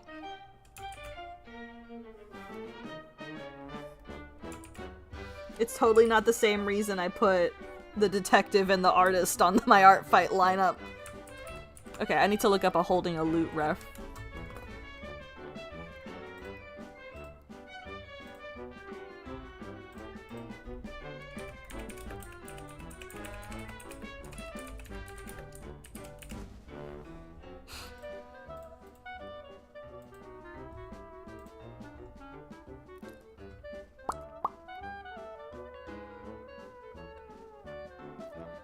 Can I find...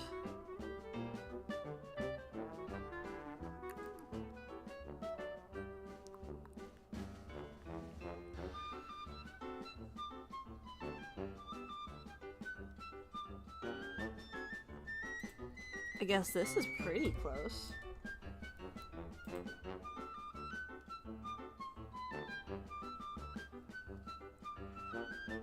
Hello, Jumpycon. Welcome to the stream. Don't be suspicious. Don't be suspicious. I unironically am being so suspicious. No, not the doggo. Why is he like this? It's always around this time too. I'm assuming this is the time when people start walking their dogs.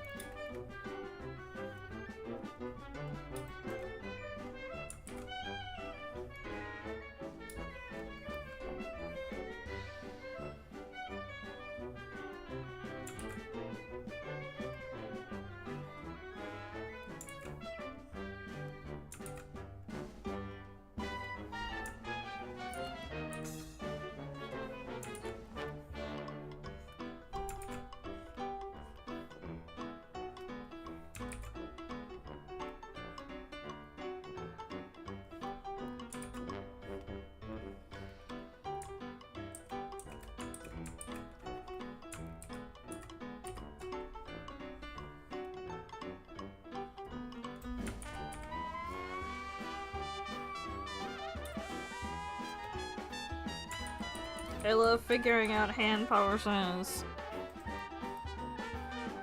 Love it, love it, love it.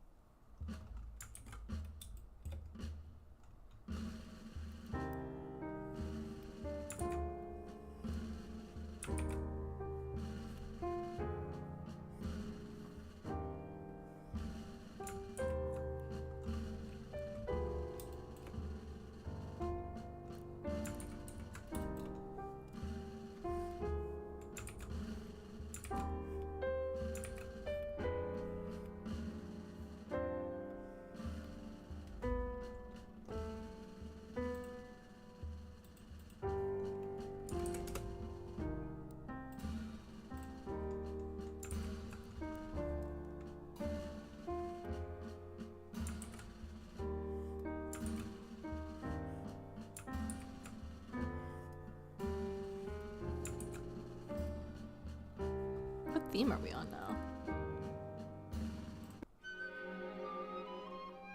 It's nice to rest your...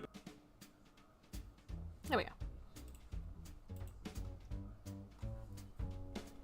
I'm Mr. King Dice. I'm the gamest in the land.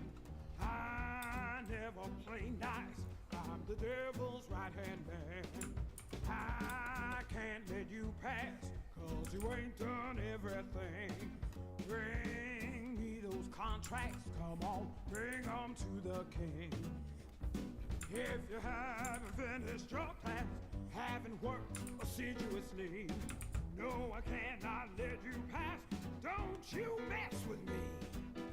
Don't mess with King Dice. Don't mess with me. Don't mess with King Dice. Don't mess with me.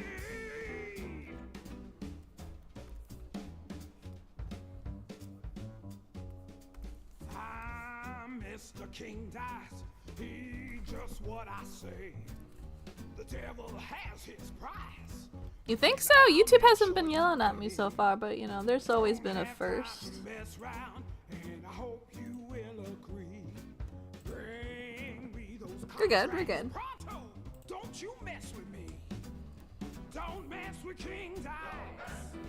Don't mess with me. Don't mess And even if it does, it's whatever. Don't mess with me. But, you know, sometimes I just have to switch it up from the Nintendo music, you know?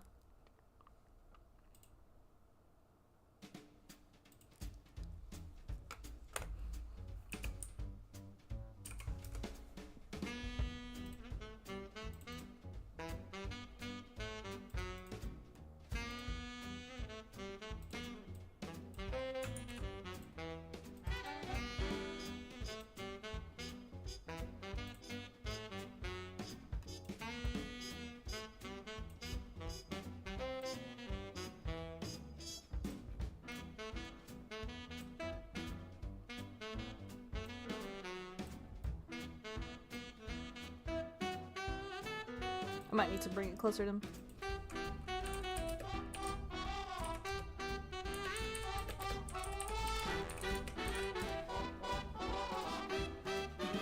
Yeah, I'll need to bring it closer to him.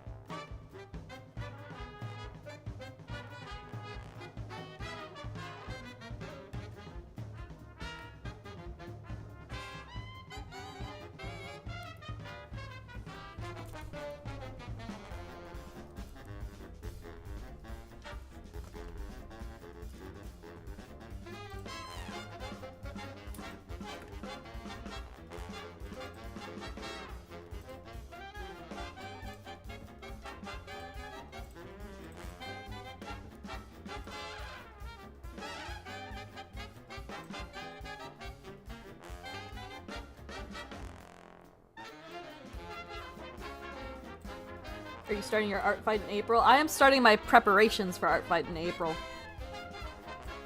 I have a lot of things to get sorted, and I want to add some new characters to the roster as well. I mainly want to have everything done before Artfight announces the themes for the year. So that way, once Artfight announces their themes, I can actually draw overlays and stuff for my channel that match the themes. I want to give my PNG tuber a little themed outfit for whatever team I pick. So I'm giving myself as much of a head start as I can. So by the time the season actually starts, or before the season starts, I can actually have themed stuff for it.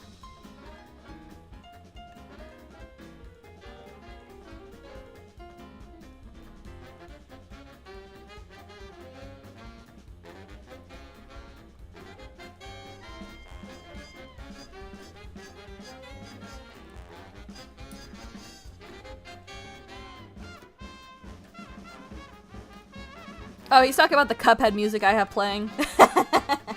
Copyright be damned. I want something other than my usual Nintendo music.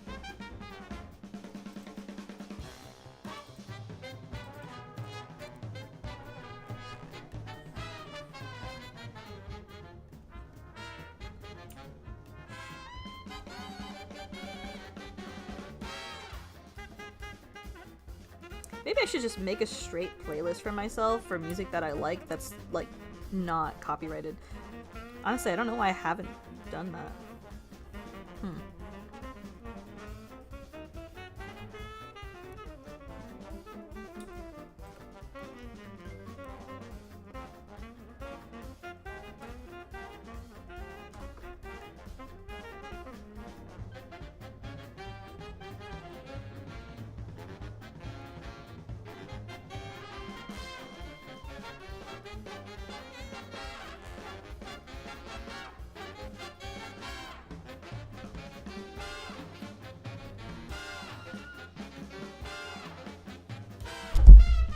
accidentally punched my mic, I'm sorry.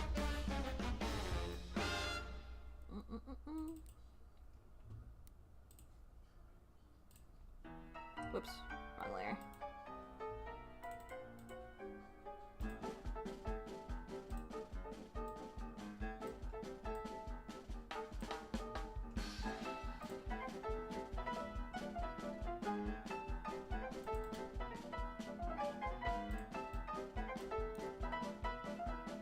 Aha! Joke's on you! I have a glass of water.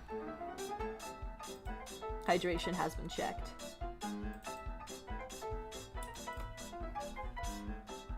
I, in fact, almost spilled it on my tablet.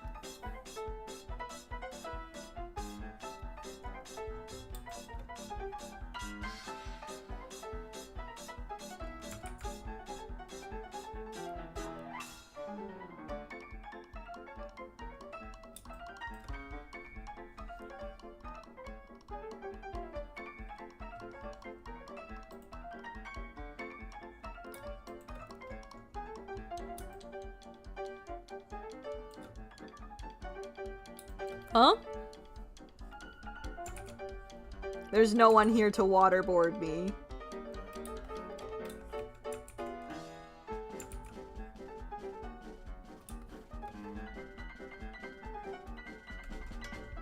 I am safe. No! No!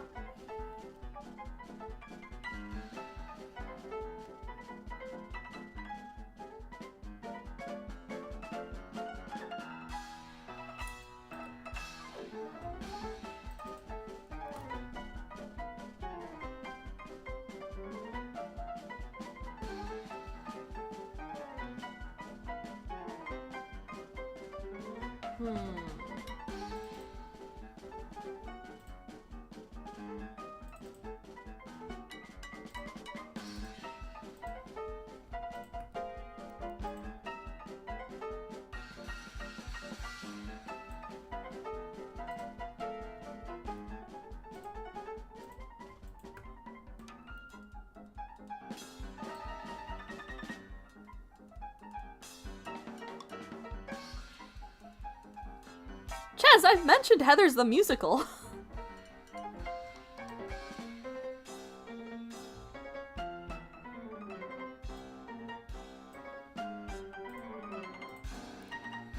I have, yes.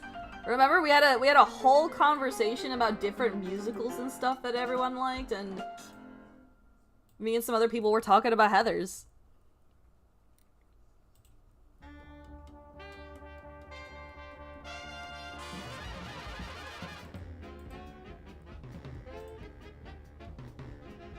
Yes, we've talked about musicals, Ches. I don't know what to tell you. There is no way we have gone this long without having a conversation about musicals.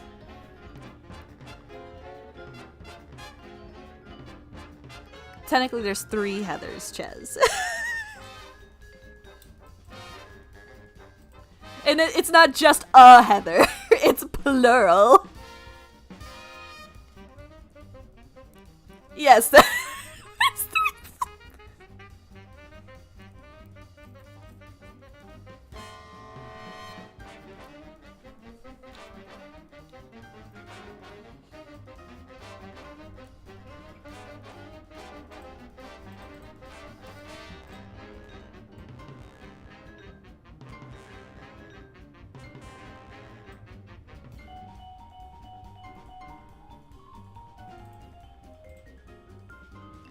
I'm gonna bump the loot upwards just a wee bit. It's me covering his belt, but you know what? That's fine.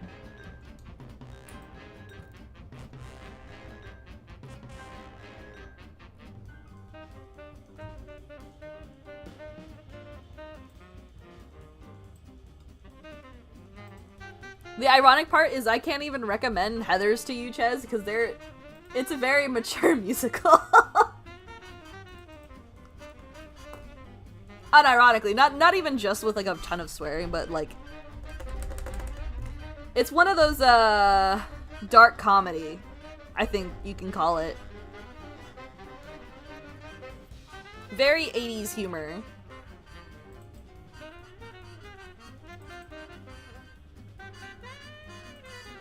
We're gonna take this character with an eating disorder and we're gonna make fun of her. Coded, you know?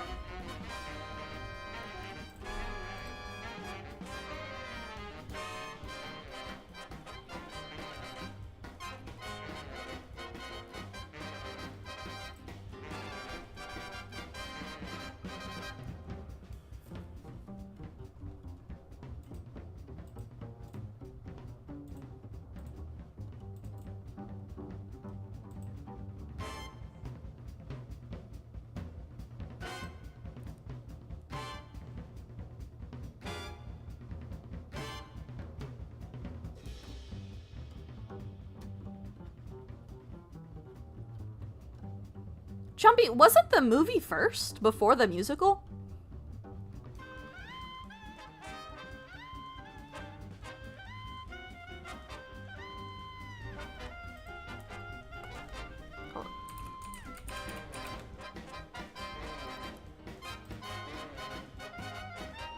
The movie came out in 1988.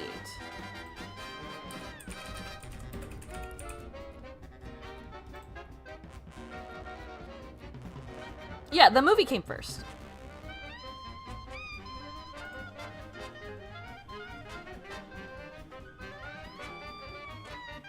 Yeah, because the movie came out in 1988, but the musical started playing around the 2010s. I think that's an important distinction because the movie came out in the 80s, which is why the humor is the way it is. Hello, Aurora.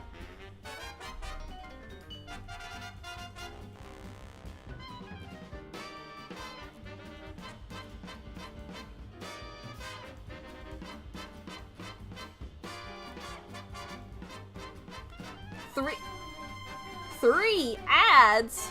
YouTube's going a little crazy.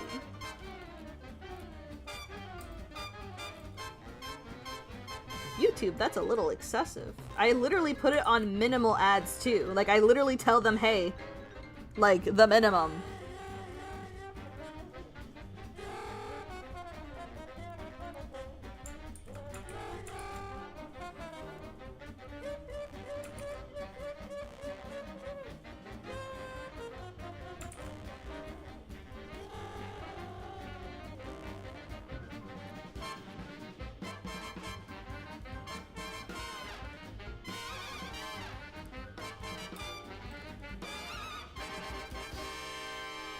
Listen, I ain't gonna witch hunt you.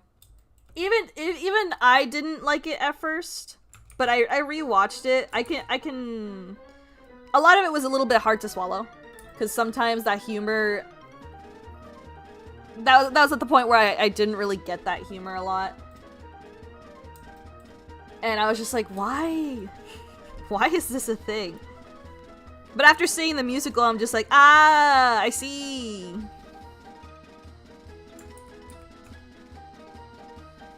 Like, even some parts of the musical, I'm just like, I really don't like the section of the musical where... How do I say this in a family-friendly manner? Where the jocks sing the Blue Ball song. I'm not gonna further elaborate, but I didn't like that section of the musical one bit because of the connotations, you know? I was like, okay, we're still in the, this is a little too weird.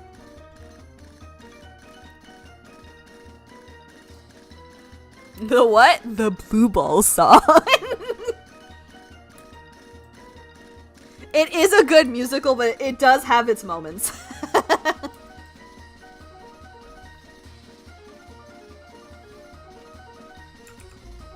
I just have to remind myself that it is literally, like, based on a movie from the 80s, and thus it's gonna have those sensibilities, because those things were common in the 80s, unfortunately.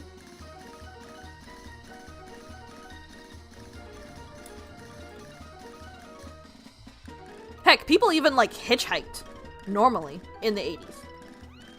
Like, safety was just not a thing.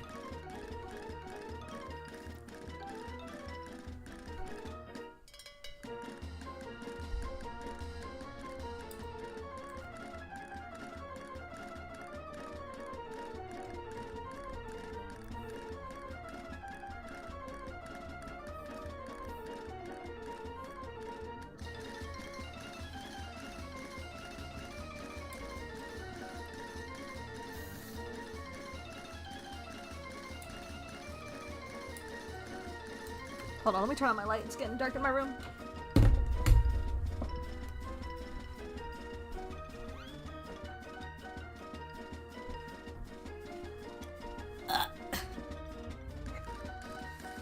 Who is this character? He looks so pretty. This is Judicus, my husband's bard from the previous Dungeons and Dragons campaign that I used to DM for him and our group of friends. This little shit gave me a headache so many times. But I still adore him because he was a real funny man.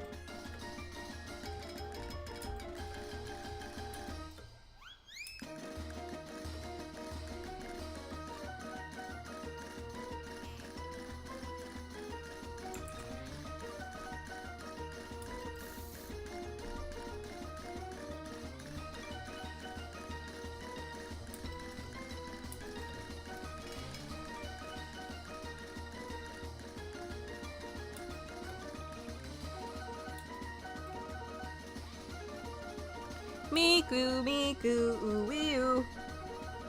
You can't escape Miku. Miku is love. Miku is life.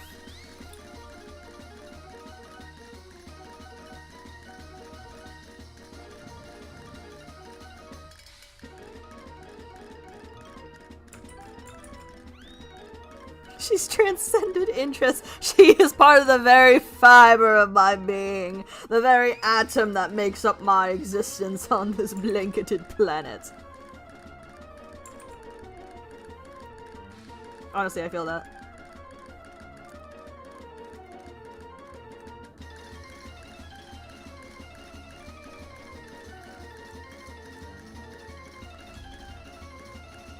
That stream, by the way, is the reason why I tell my husband, never ask me to make an animation in a month ever again, because it's not gonna happen. I keep telling him, I'm like, honey, these things take a long time. Because he's like, oh, why don't you post that little trend thing that's happening? And I'm like, I would love to do my own rendition of every little trend that passes by, because a lot of them look really fun, but they just take so fucking long to do. They just take so long, and I can't do it. I have other stuff I need to do. And I'm not a fast artist by any means, because I like paying attention to detail, right?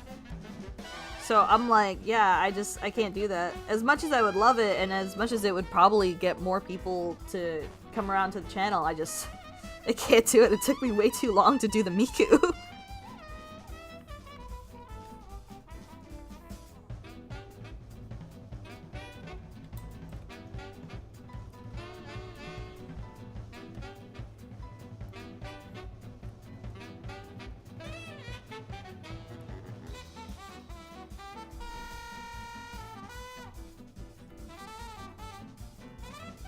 Which, in that regard of, trends and fandom things, did y'all hear that Epic the Musical is getting an animated movie?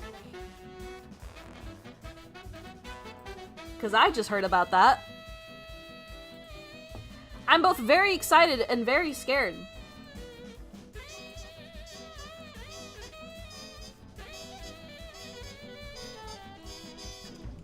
Now, you might be wondering, Bunny, why are you scared? This is fantastic. It is. But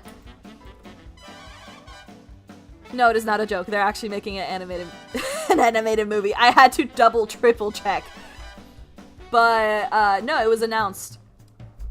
And the thing everybody is talking about is how they want the original voice actors for the musical to voice the characters in the movie.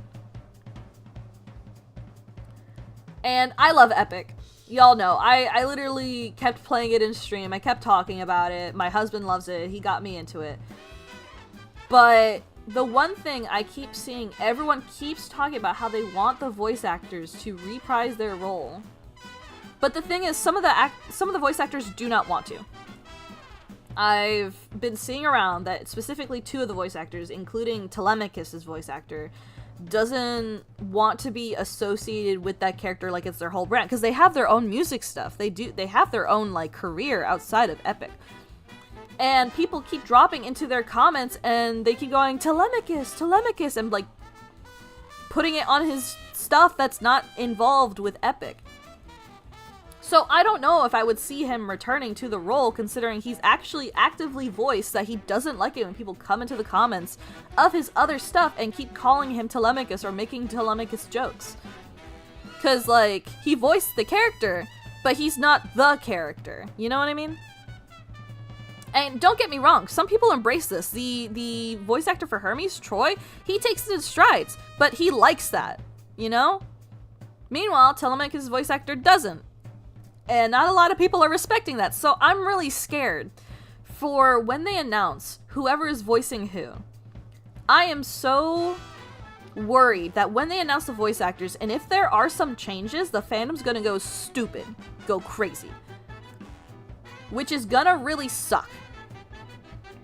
Because I am in the camp of, I don't care if they change the voice actors, like if the original ones don't want to return, they have their own projects, they have their own obligations. I do not mind if they do not want to return and they have to pick new voices for them. I only care as long as they pick fitting voices, you know, that still match the characters. I'm in that camp. I don't care. As long as it still sounds good, you know? Meanwhile, I am also in the camp of, I know the second they announce, if any of those names do not match what the original voice cast was, they're gonna get harassed to no end. And I'm so scared for if that happens.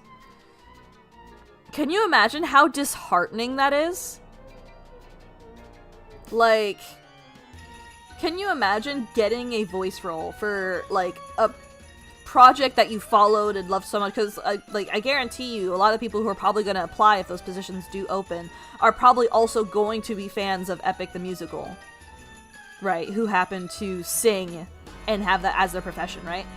Imagine getting a role that you really, really wanted and that you're so excited to do on a project that you were so passionate about. Maybe you're even a fan of it when the original, like, songs came out on YouTube.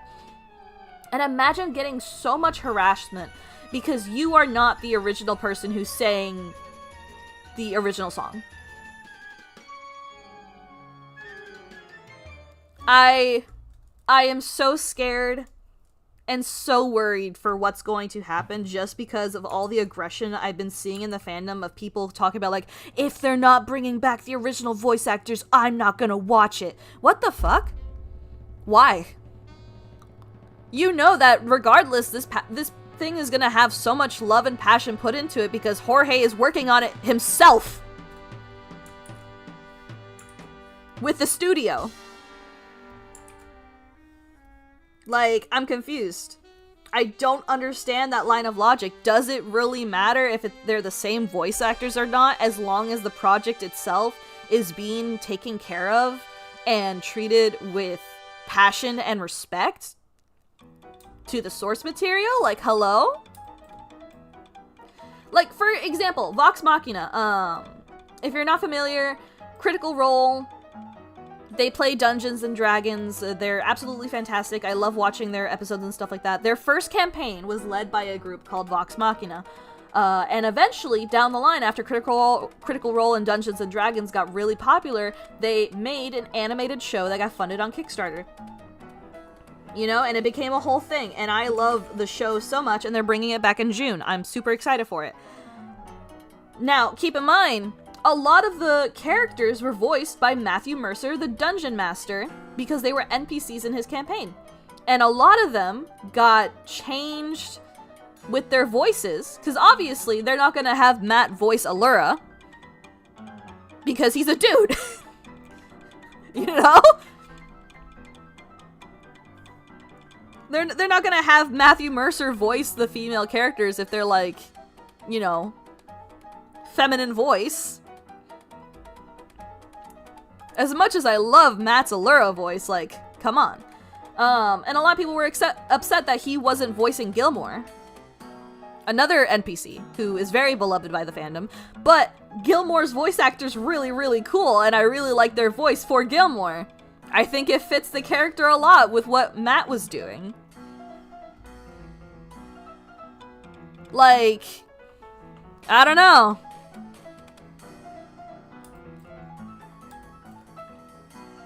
It's just those things are... I just don't understand people sometimes. Like, fandom etiquette has gone down the drain since the pandemic. I feel like people just do not know how to interact in a fandom anymore, and I'm so confused. Because back in the 2010s, like, fandom etiquette, aside from... I'm so sorry, Kiwi. Aside from the Danganronpa fandom, you know? Fandom etiquette was, like, held in very high regard. People were constantly like, hey, don't do this, because this is, like, really fucked, you know? And then it started getting worse and worse when we got towards the 2020s, like the Steven Universe fandom. Holy shit. Either the nicest people you've ever met, or absolute nightmare encounter, you know? It just really depended. Not even just that. Don't even get me started on Undertale. But yeah, I'm super worried. I feel like fandom etiquette is really down what it really should be. I feel like as long as it's a project that's being treated with love and care, it shouldn't really matter who's voicing what. It would be nice if the original voice actors came back, don't get me wrong, if they want to, if that's a role they want to reprise, of course. But if they're too busy, if they can't reprise it, like, you're gonna dunk on them just because they can't? And even if they, you know, can, but they don't want to, like, that's something that should be respected. Epic's not their entire life, you know? But yeah, I'm just waiting for, like, the ball to drop, because I feel like the second they announce that voice cast list, we're all screwed. We're fucked. Like, shit, dude.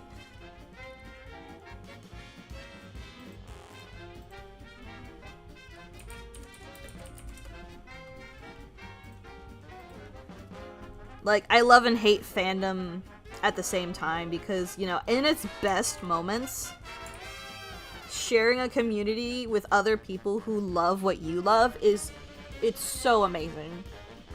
It is wonderful.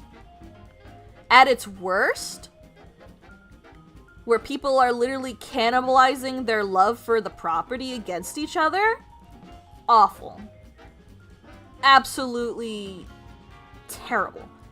When it's like, you don't know this character as much as I know this character. It's just like, brother, we know the same exact fucking thing. We both watched the TV show. Like, hello? You can interpret the character in any way you want, of course, but when you try to shove it down my throat, no, we're not doing that. Art is meant to be shared and interpreted. But that doesn't mean that you have to share your headcanons like they're the gospel.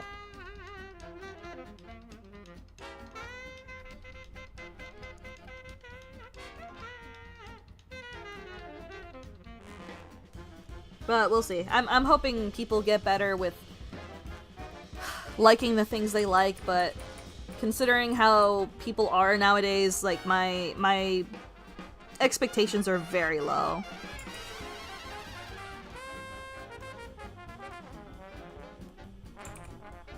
which really sucks because I feel like now more than ever people need to be united together instead of divided. Which, by the way, I'm really scared for when the Amazing Digital Circus movie comes out in theaters, folks. I don't know if y'all watch the Amazing Digital Circus, aside from Kiwi. I know you watch it. I literally drew one of your OCs for it. Not to call you out, but I'm calling you out a little bit. I see you. But yeah, I'm really scared for when that movie comes out because it's coming out 2 weeks, I believe.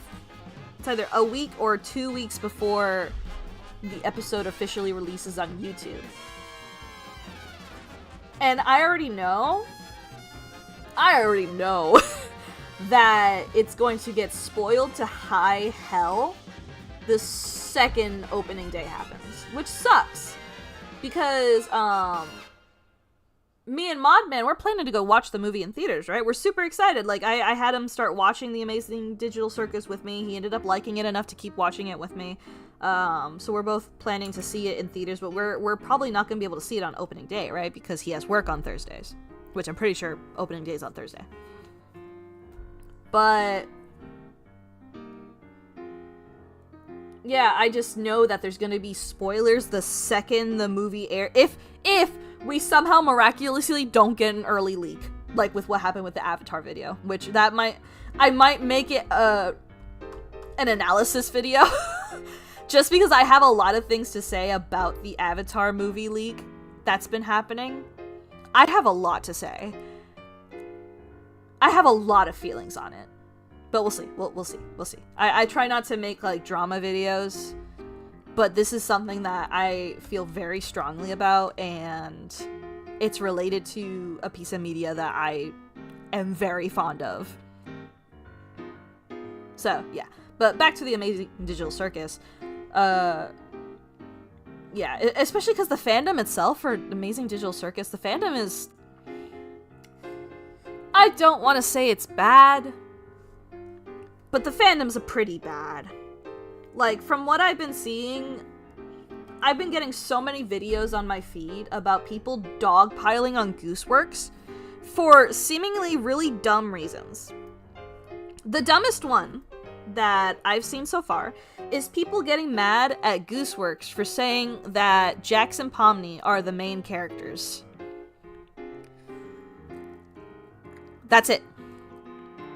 People were getting upset because the creator, the writer, the maker of the show that they are enjoying said that two specific characters are the main focus and what the story follows. Because a lot of people were saying, well, what about Ragatha? Ragatha should be the third protagonist. No, baby girl. First off, from what I've seen from the Amazing Digital Circus, from what I've been watching and everything like that, it checks out that Jax and Pomni are the main characters because the story mainly follows them, especially the later episodes on Jax. I'm not going to spoil too much. But Ragatha is a supporting character. You know, she hasn't had a lot of things going on for her, but she has had her own character moments just like the rest of the cast as well. But it does check out that those guys are the focus, and it's not a bad thing. Of course, everyone wants their favorite character to get, like, a little bit of character focus, character development. That's fine. That's healthy. That's what fanfic is for. Right? But when you dogpile on the maker of the show just because they're stating a damn fact, because they write the show, it's like, come on, guys, what are we doing? What are we doing? I don't know why people were so upset. It's like, yeah, I get it. Ragatha's my favorite character too, but like, fuck, dude. Can we calm down? I don't get it. And I feel so bad because it made Gooseworks take a break from social media. It's like, dude, come on. Why are we doing this? And then don't even get me started on the shippers. Holy shit. Bothering the voice actors with their ships and stuff. People especially bothering Jax's VA trying to get him to say stuff for their funny bunny ship. It's like, folks, he's a fucking person. Leave him alone. He's not Jax. He just voices Jax. Like, I don't understand. I don't get it. I'm very confused. And this is coming from a person who was so heavily attached to Chiaki that I would get defensive whenever, like, someone would pop into my posts on Tumblr and say something about Komaeda, and I'd be like, actually, he's a terrible person, and he, like, killed Chiaki. I'm not gonna lie, I was that person, but then I grew out of it, because I was just like, why the fuck do I care? Why do I care? Canonically, she's dead. I can't do anything about that.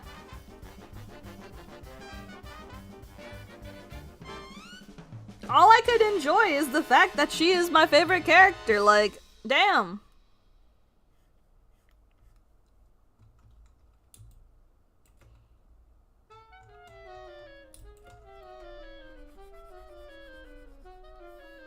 Like, I had to have my moment of, actually, why the fuck am I, why am I making this a big deal? It's not a big deal.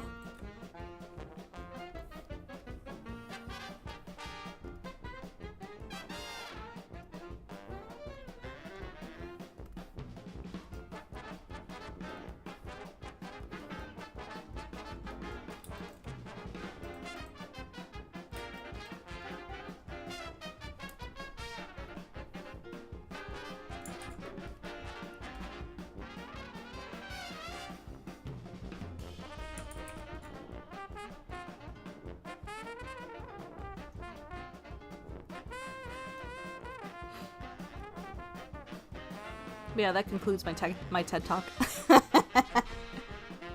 I just realized I've been going on for a very long rant.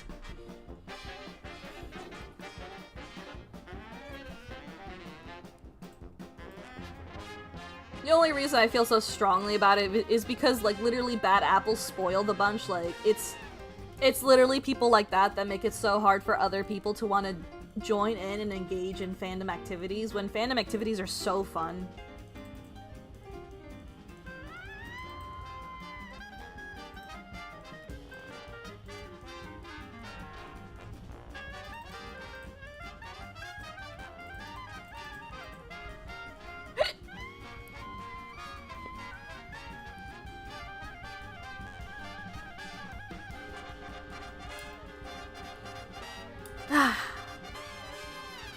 I miss the early internet.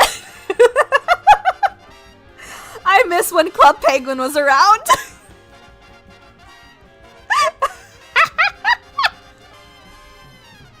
I miss when the children's MMO games were still around and Flash Player.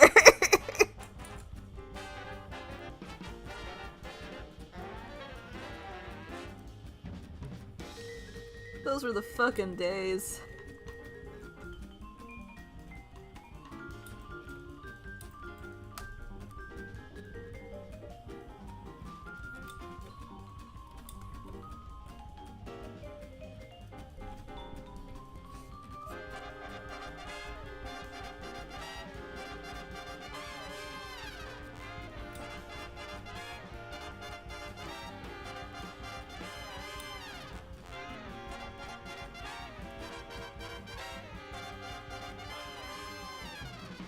We can only hope for better days. Exactly. All we can do is hope. And all we can do is put forward what we want to see in the world.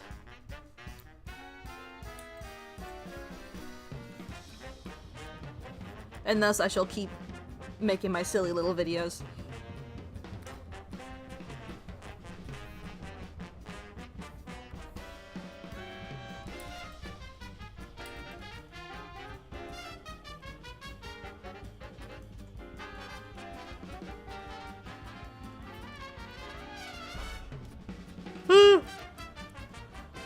A yawn.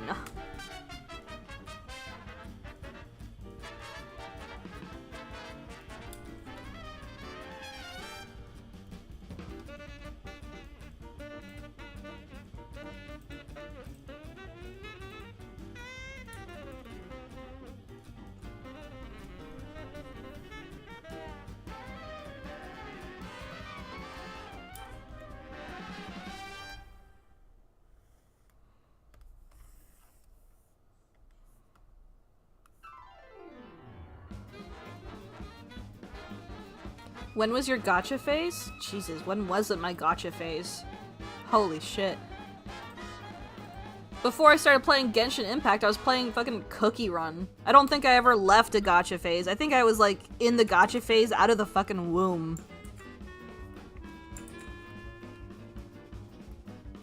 God, I don't think I've ever left a gacha phase. I wish.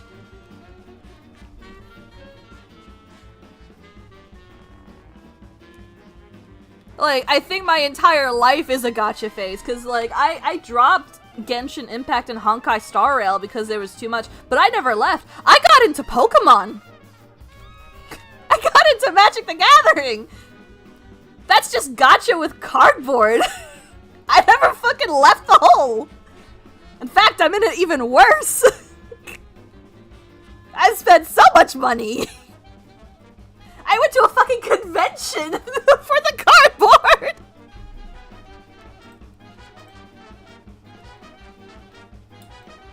On God!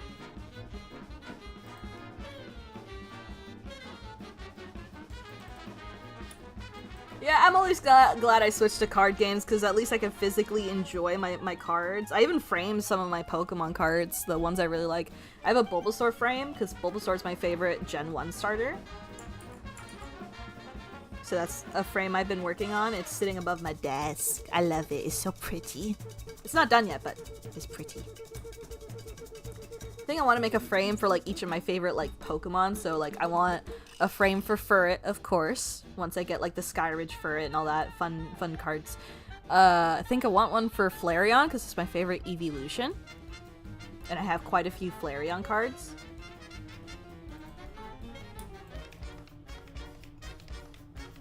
Let me think, what else? I think that would be it for now. I don't want to have too many like frames full of cards around the house. The house already looks crazy with all of our stuff around. The Gundams, the Legos, the magic.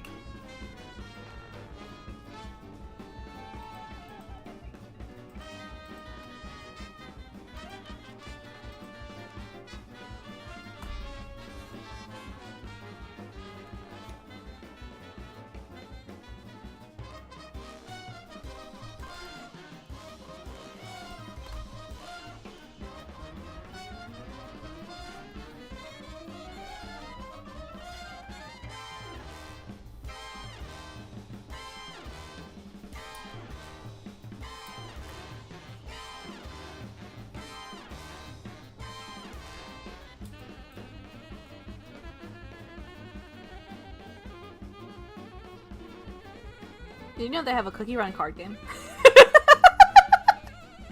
They have a Cookie Run card game. It's been taking all of my energy to not buy a booster box. I've been fighting my demons.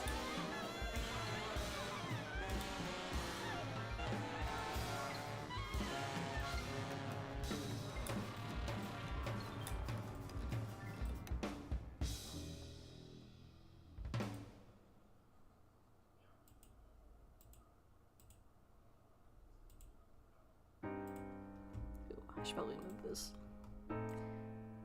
Beep.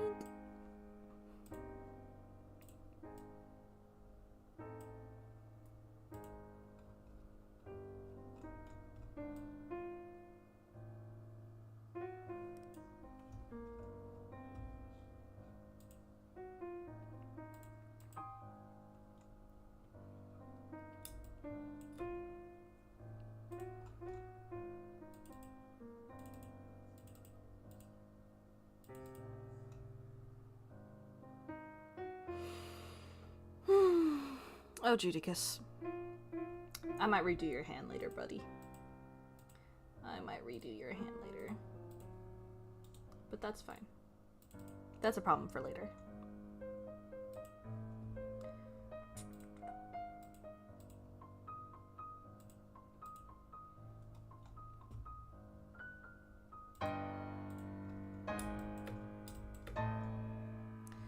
That is a problem for later.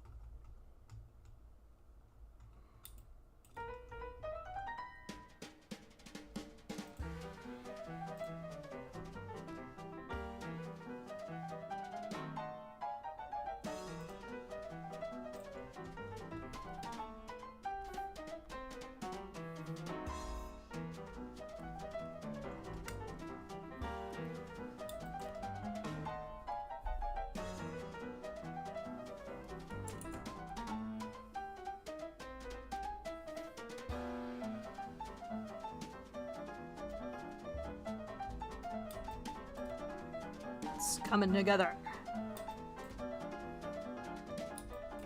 I see the vision.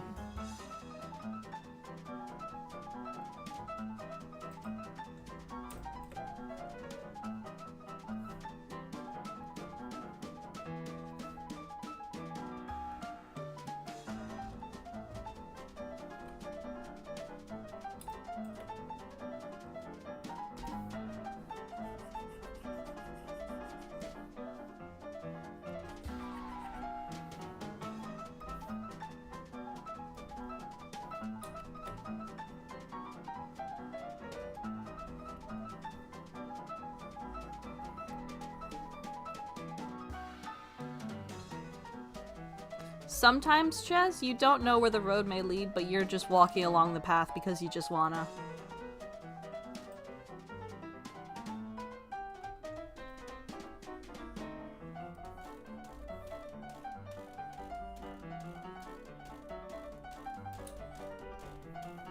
Sometimes you just want to walk down a road.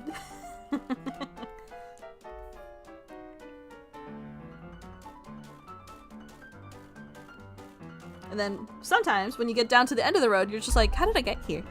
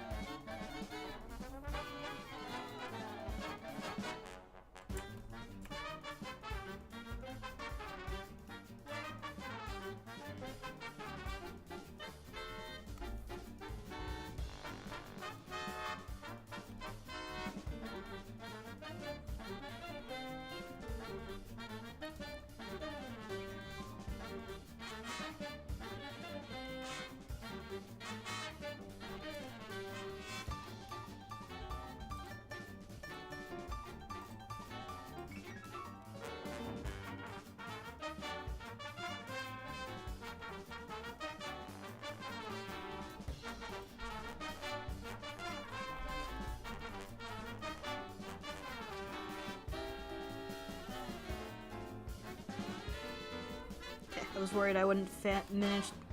I was worried I wouldn't manage to fit the last one in there.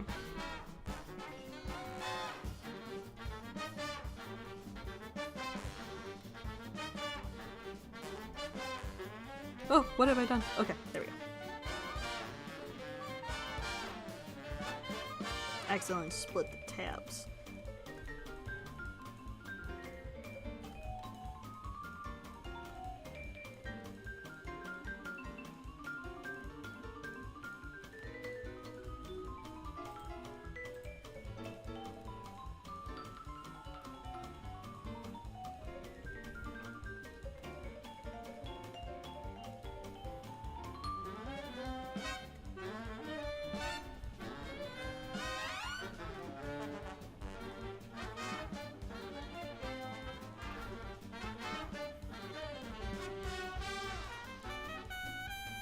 I have to update Nora's loot.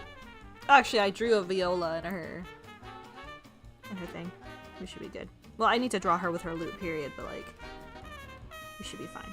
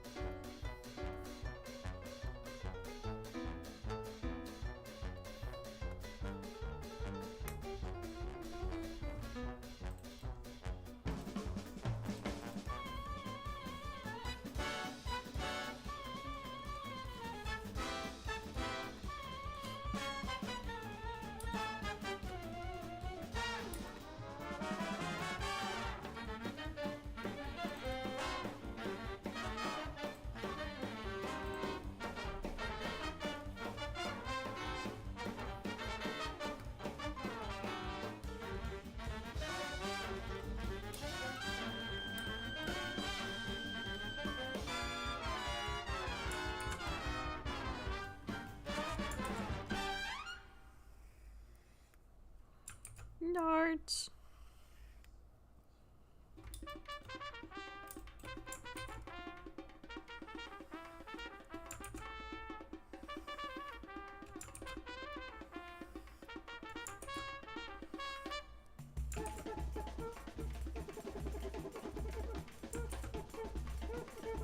I've entered my own personal hell.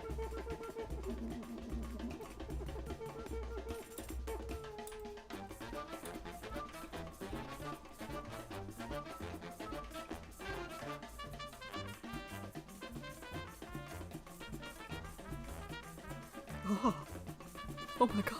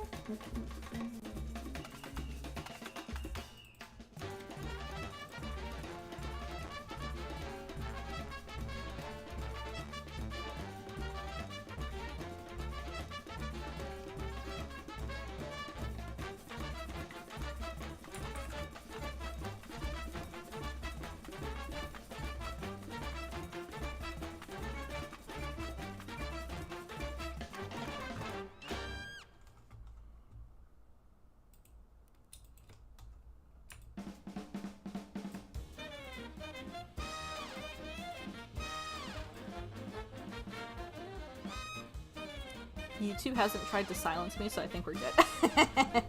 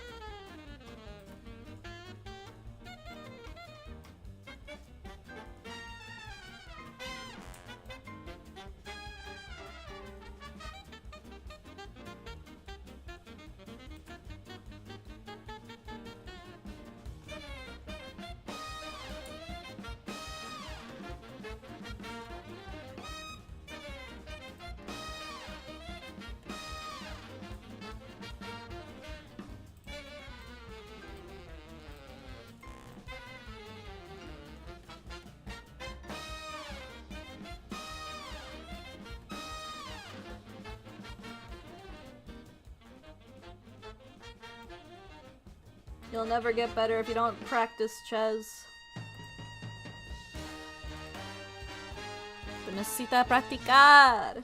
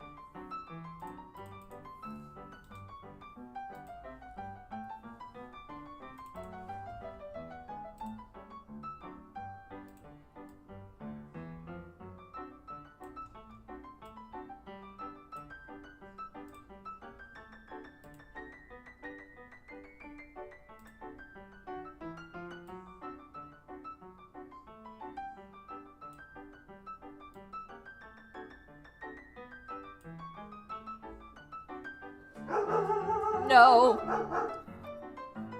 Why is he being so... Laffy! Stop it! Why are you so loud?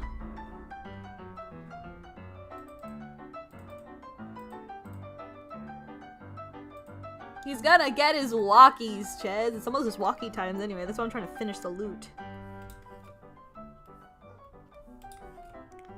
But the thing is, I probably can't walk him because he does not like other dogs, so he won't piss if there's other dogs nearby. So I have to wait anyway, because I'm pretty sure the neighbors are walking their dogs right now.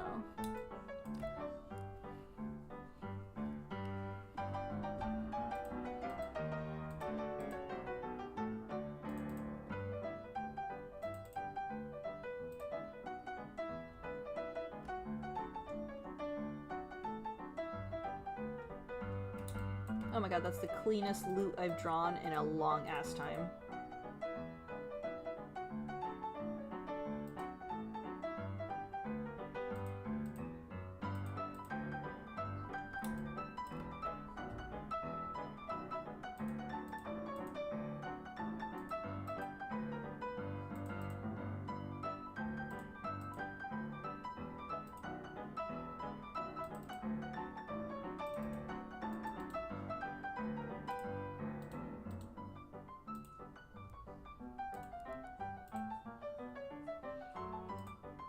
How many strings does a loot have?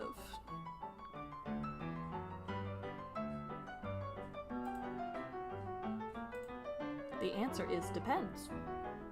Apparently. Alright. We're gonna separate that on a layer because it's gonna be pretty ass to color with the strings later.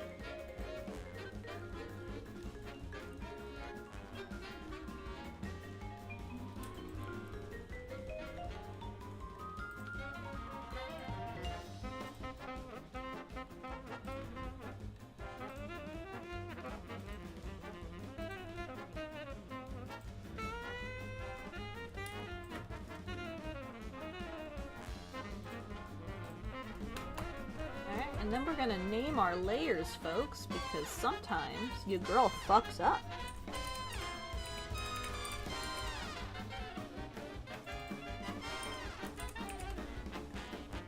And we want to avoid that this time, because I think if I mess up here, I will actually just lose it. I think I'll actually just lose my marbles.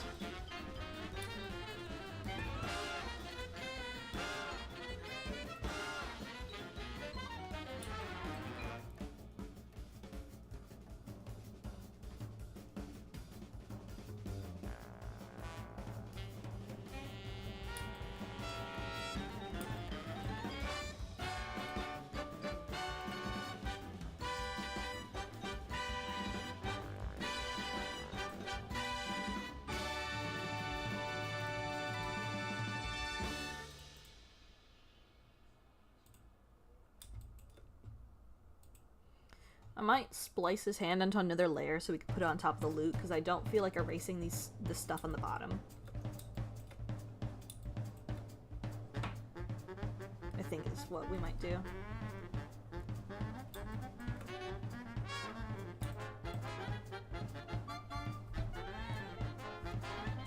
Whoops.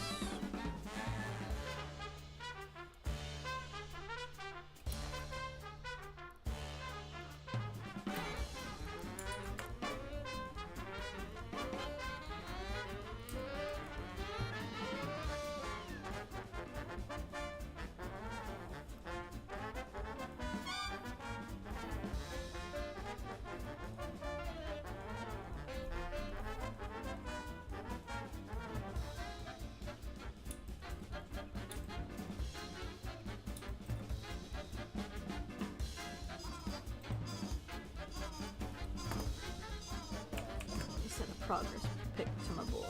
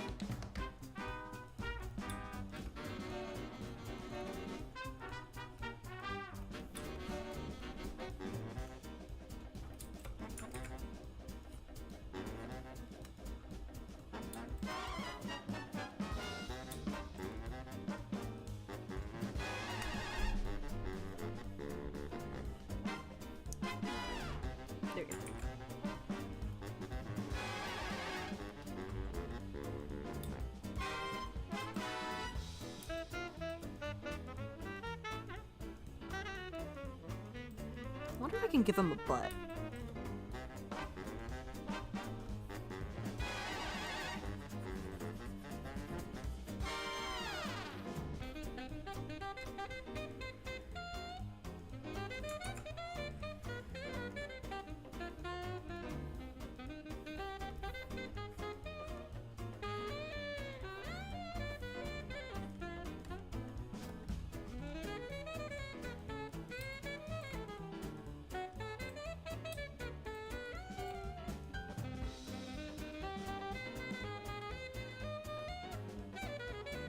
Is that too much?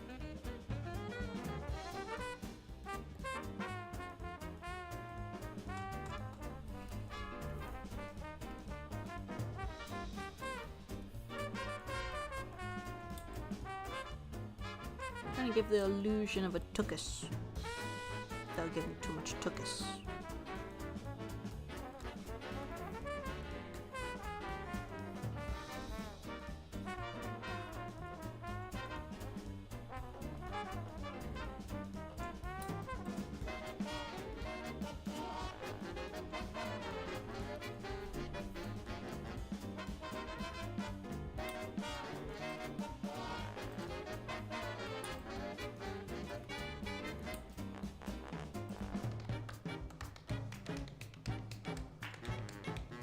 It could. That's why I'm trying.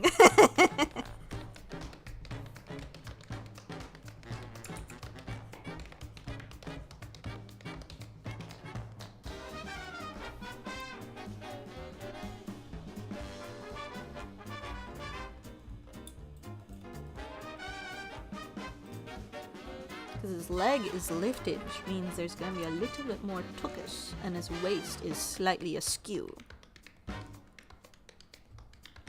Ask Modman how big he thinks it should be.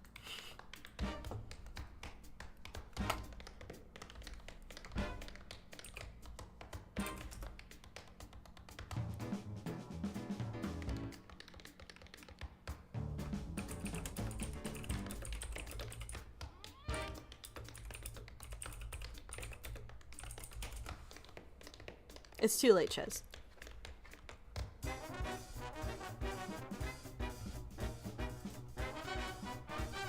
This is important information to know.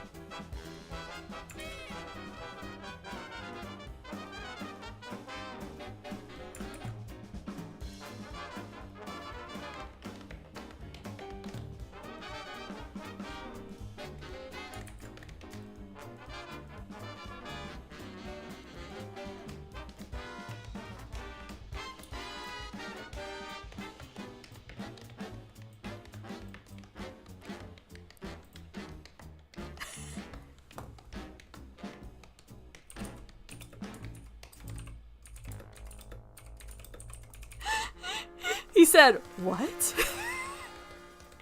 I could just feel how horrified he is.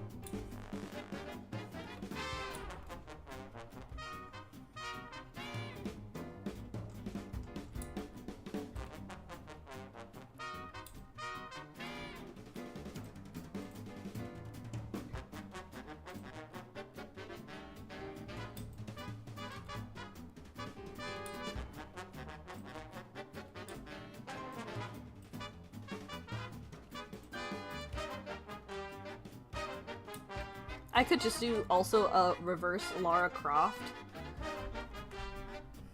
and give him triangle butt.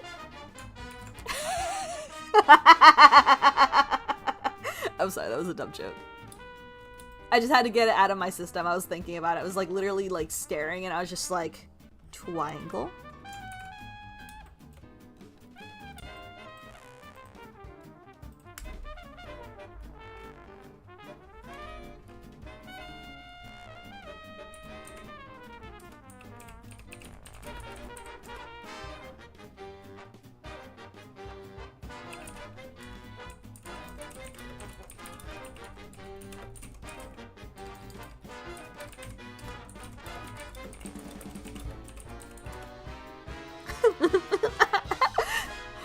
He said, why is that relevant? And I said, cause I'm drawing him, honey. I need to know, do he got the buns?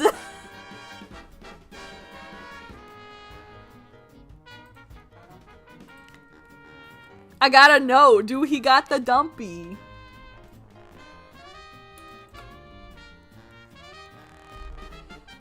Cause, you know what's the really funny thing?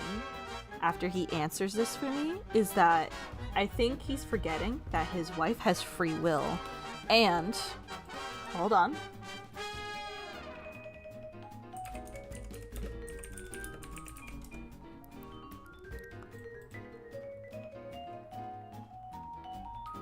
Hold on.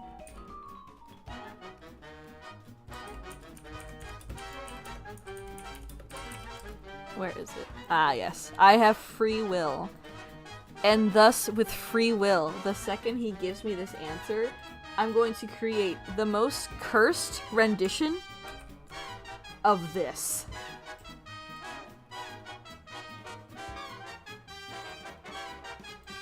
Because I have free will.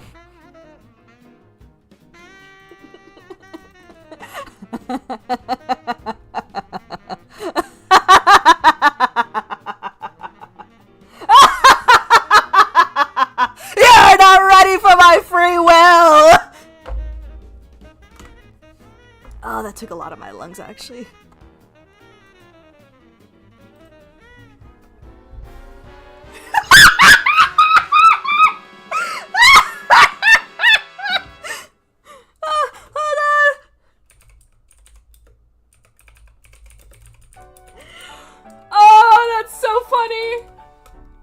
He said, I don't think very big. He's supposed to be twinkish. And I'm like, okay. The small bump it is. Just a tiny tookus. I guess I can't do the meme now. It wouldn't make sense.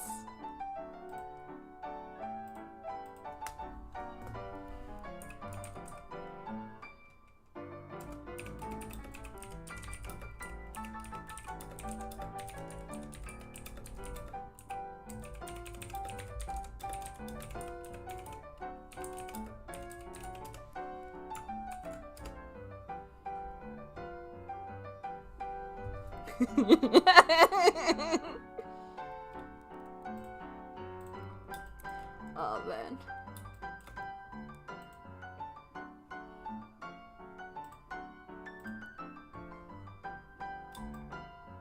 Unironically, the evil laugh took a lot out of my lungs though. My lungs hurt.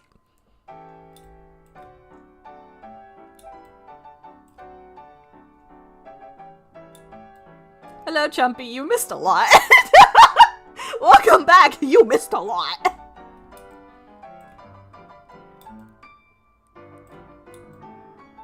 Oh my god, you know what I just thought about? I'm recording this for the video, so out of nowhere on the video recording, it's just gonna flash that image.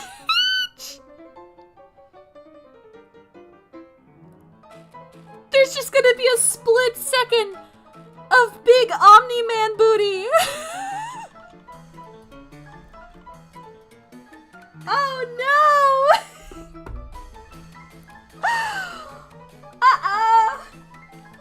We'll see if anyone in the comments section notices. I just thought about that. Oh man.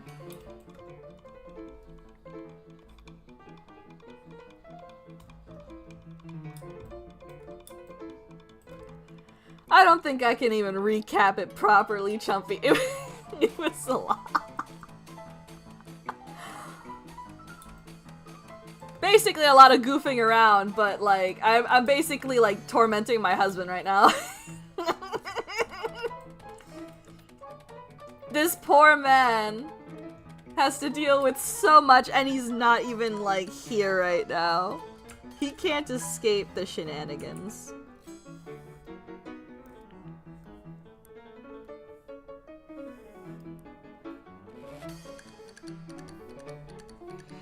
Oh my goodness.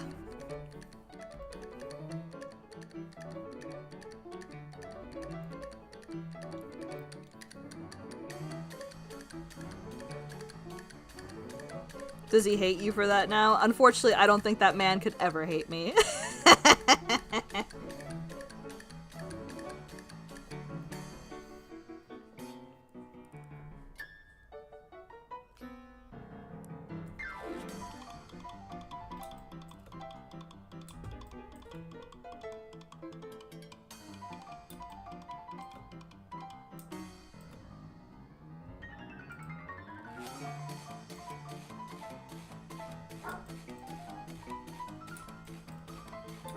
Oh god.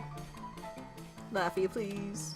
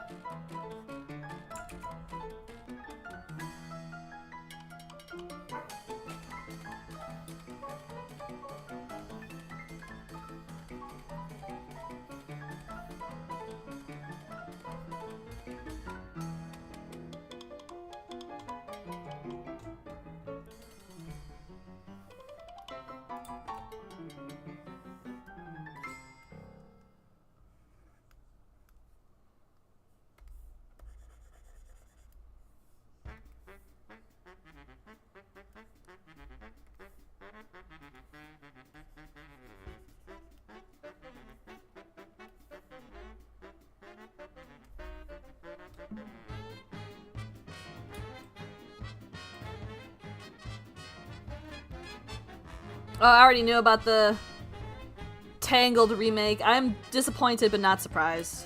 I honestly just stopped caring. I don't plan on watching it.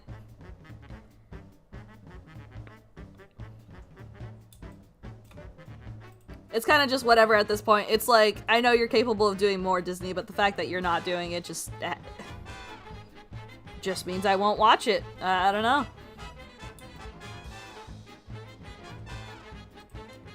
Like, I don't even know. Hold on. When did Tangled come out? 2010. Does this mean that Tangled needs a remake? No, I don't think so. I know 16 years is a lot, but there are older movies from Disney that have not gotten anything that they haven't even touched. I'm still waiting for a Black Cauldron movie. I'm still waiting for Treasure Planet. If there's any movie I would want to see made into a live action, it would be Treasure Planet. I think it would look spectacular with the right effects.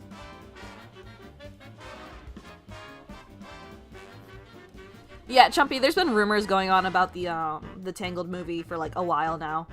I think starting last year, I think it was, a lot of people were talking about it. There was a lot of, like, apparent leaks about it. I knew at some point or another it was gonna get either debunked or announced. And then it got announced, and I was like, okay. But, there's been a lot of talks about, like, who's gonna be acting in it. But I stopped caring. I really don't like the Disney live-action movies. I feel like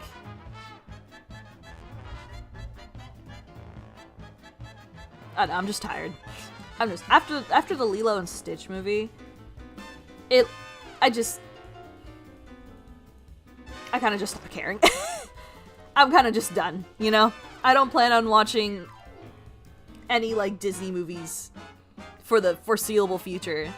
Pixar, maybe. I kind of want to watch Hoppers. It looks pretty fun. It looks like a decent movie, so I might watch Hoppers, but aside from that, I just don't plan on watching a straight Disney movie. Heck, I think we're not even going to be watching, like, the Marvel stuff. Star Wars we will be, because my husband loves Star Wars. We will be watching The Mandalorian and Grogu when that comes out.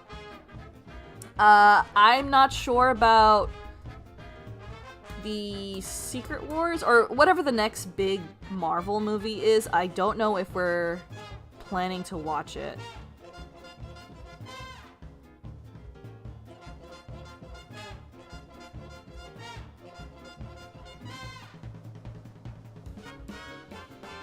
Yeah.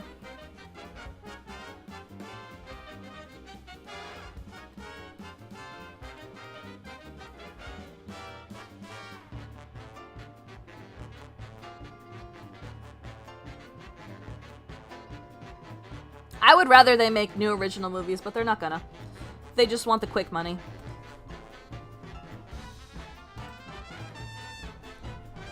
Disney hasn't had an original thought since, I don't know. I'm not sure. It's been that long. Pixar's trying. God, Pixar's trying its best. Holy shit. They keep trying to nerf Pixar, and I'm like, bro, just let them cook. I don't know why they're being so stingy with Pixar, because they've had Pixar cook before.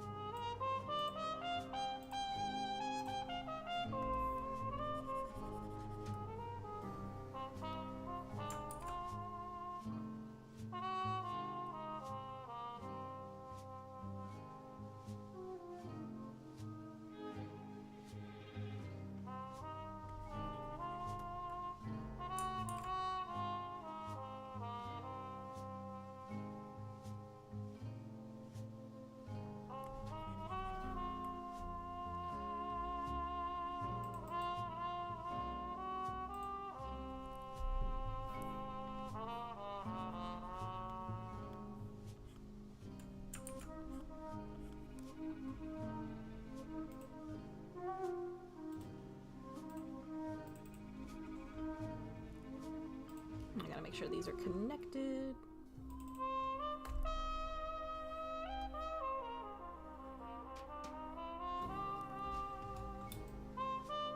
There we go.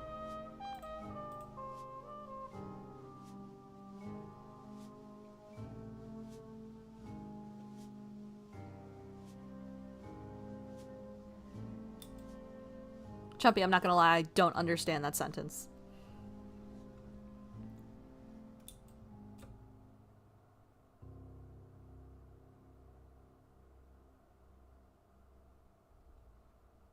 Is it that, like, even though there's a good chunk of people that don't enjoy it, it's still making money? Yeah, it's literally just money from the parents that don't give a shit, and they'll just let their kids watch whatever.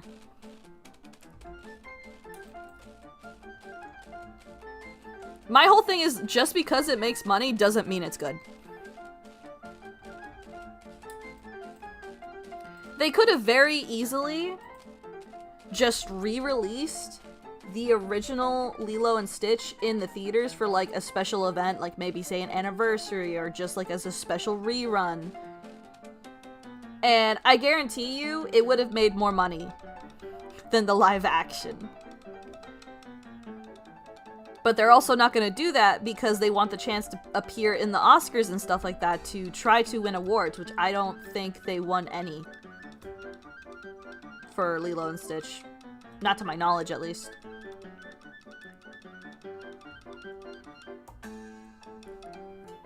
But the money they're getting are literally from Disney adults who don't care what it is, as long as it's Disney, which I don't agree with.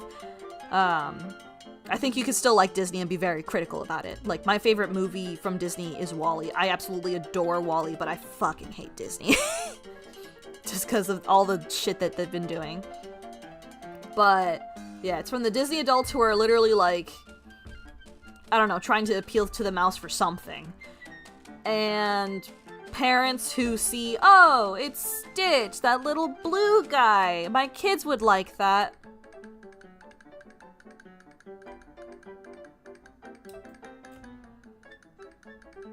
I guess that means that parents are greedy too, right? I wouldn't say greedy. I would say uninformed. Definitely. Like, if I was a parent and I saw the poster for the live-action Lilo and Stitch, right? And I watched Lilo and Stitch as a kid myself, I would prefer, which I did, by the way, hyperbolic example, but I would prefer that my kids watch the original movie, just because not only is animation just really nice for kids, it's a lot better with grabbing their attention and stuff like that. Like, from the clips and stuff I saw of the trailers of the live action, it is so gray. I don't know what happened with the cinematography or like the post effects and whatever, but it does not look. It makes Hawaii look boring. It's my whole thing. It makes Hawaii look not fun when it is a gorgeous place to go, right? Meanwhile, the original animation, it's so pretty. It's hand-drawn animation, gorgeous scenery, wonderful colors, all that fun stuff. And you have the really fun, bouncy animation that makes it so nice to watch. That, and also they didn't dumb down the plot in the original one and also took out Pleakley.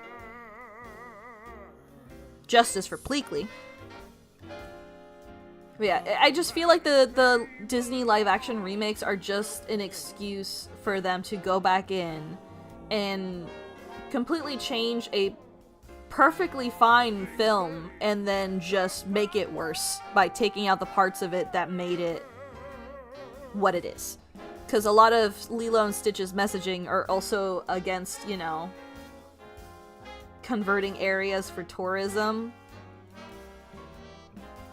Meanwhile, in Lilo and Stitch, what they did with Nani and man, what did they do to my favorite movie? What did they do to it? I'm just waiting for that little particular bubble to burst and for Disney to be like, oh, let's actually start making interesting stuff again. But I know it's probably going to take a while as long as the money keeps flowing in, but it is what it is. For now, I'm just going to watch indie animation and just support that instead. Especially because the Knights of Guinevere from Glitch got greenlit, and I'm super excited for that one. And that one's being directed by Dana, who used to work on The Owl House and Gravity Falls. So I'm super excited about it. The pilot was awesome, and I really like it.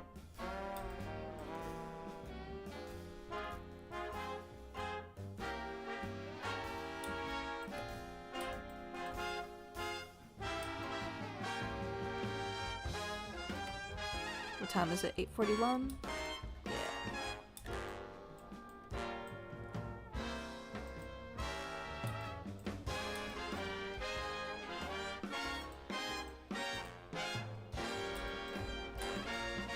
Good progress on the boy.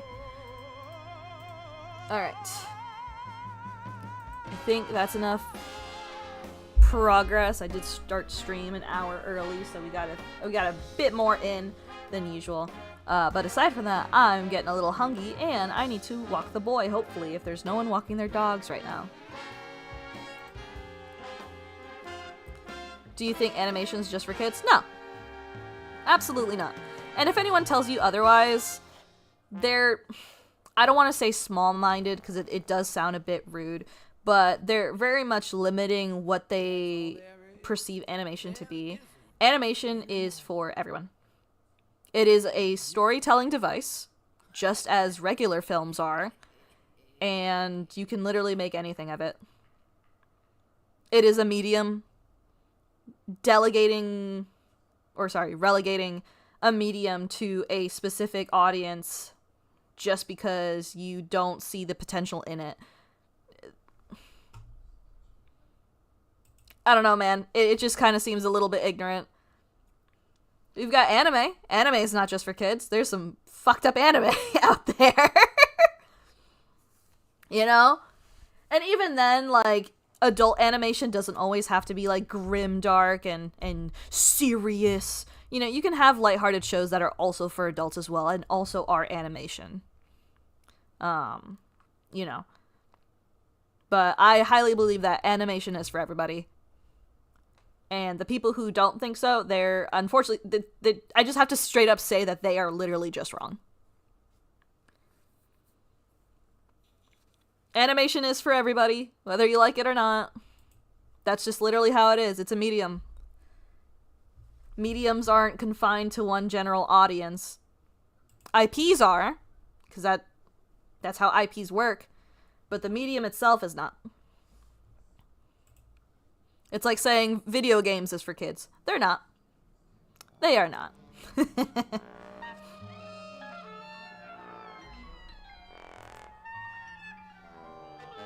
Yeah, there's literally adult cartoons. There has been adult cartoons very early on. Like, when animation first started becoming a thing, a lot of them were risque cartoons. Like, I believe even Betty Boop was a lot more risque than she is nowadays. Because obviously times have changed, but like, even early on, there's been adult animation. And I'm not gonna lie, like, some of it was a little weird, champ, but, you know, I wasn't born in 1988 or, you know, I can't remember the specific cartoon name off the top of my head, so I can search up when it was released. But I know it was mentioned in, I want to say Game Theory. No, not Game Theory. I'm thinking of another thing. Damn, it was an analysis video.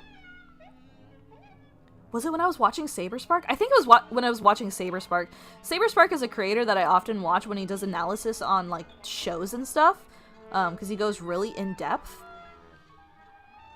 And a lot of his analysis references other media that are similar and things like that. So I think it was from one of his videos. But yeah, no, there's been a lot of, like, adult animation even in the early days. Very obscure adult animation, but it exists nonetheless.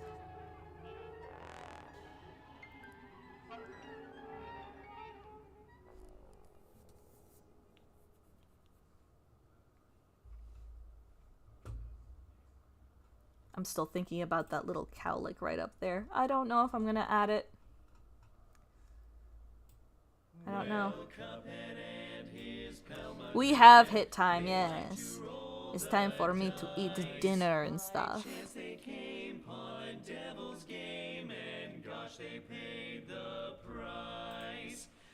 Yeah, I get that, Chumpy, but like anytime someone tells me that, I just tell them they're flat out wrong.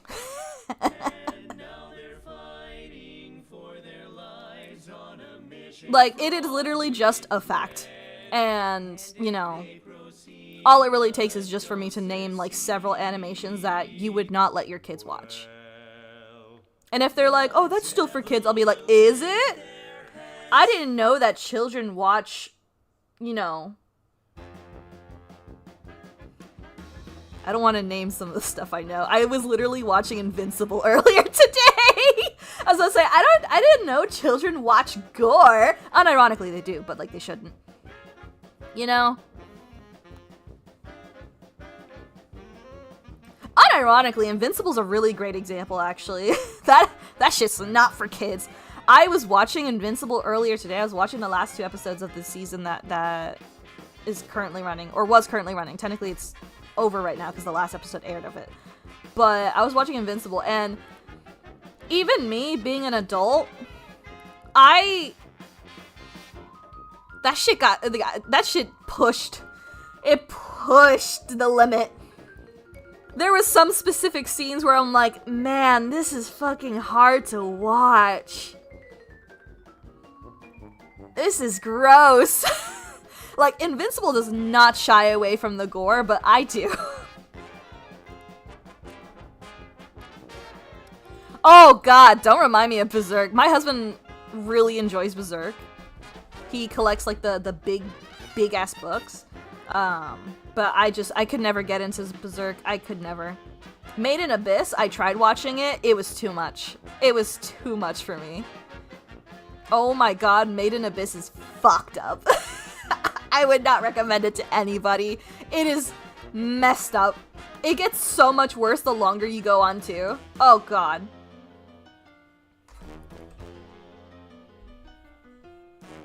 But yeah, no, I don't gotta worry about other adults telling me it's just for kids, cause like, I don't agree with you. But if you don't wanna listen, I'm not gonna, you know, pull out any of my hair over it. It is what it is. Regardless, it is a fact, and you are wrong. But if you don't want to acknowledge it, I can't change someone's opinion at the end of the day. They have to change their own opinion.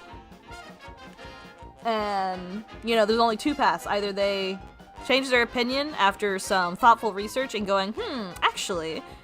Or they just stay stubborn forever. Taco P original. I just watched that, Ches. I should not have watched it. I was seeing so many things about it, and it looked really interesting. And like some of the clips I saw, it was like, yeah, this anime gets really dark. And I was like, okay. Noted.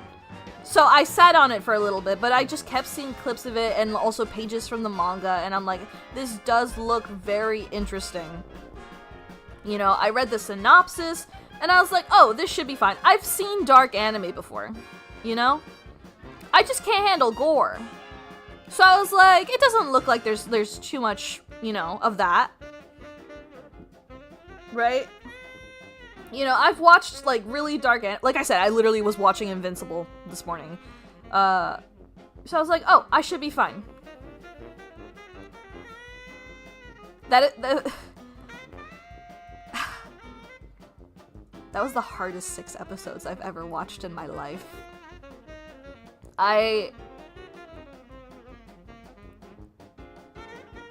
It was a really hard watch, but I couldn't stop watching.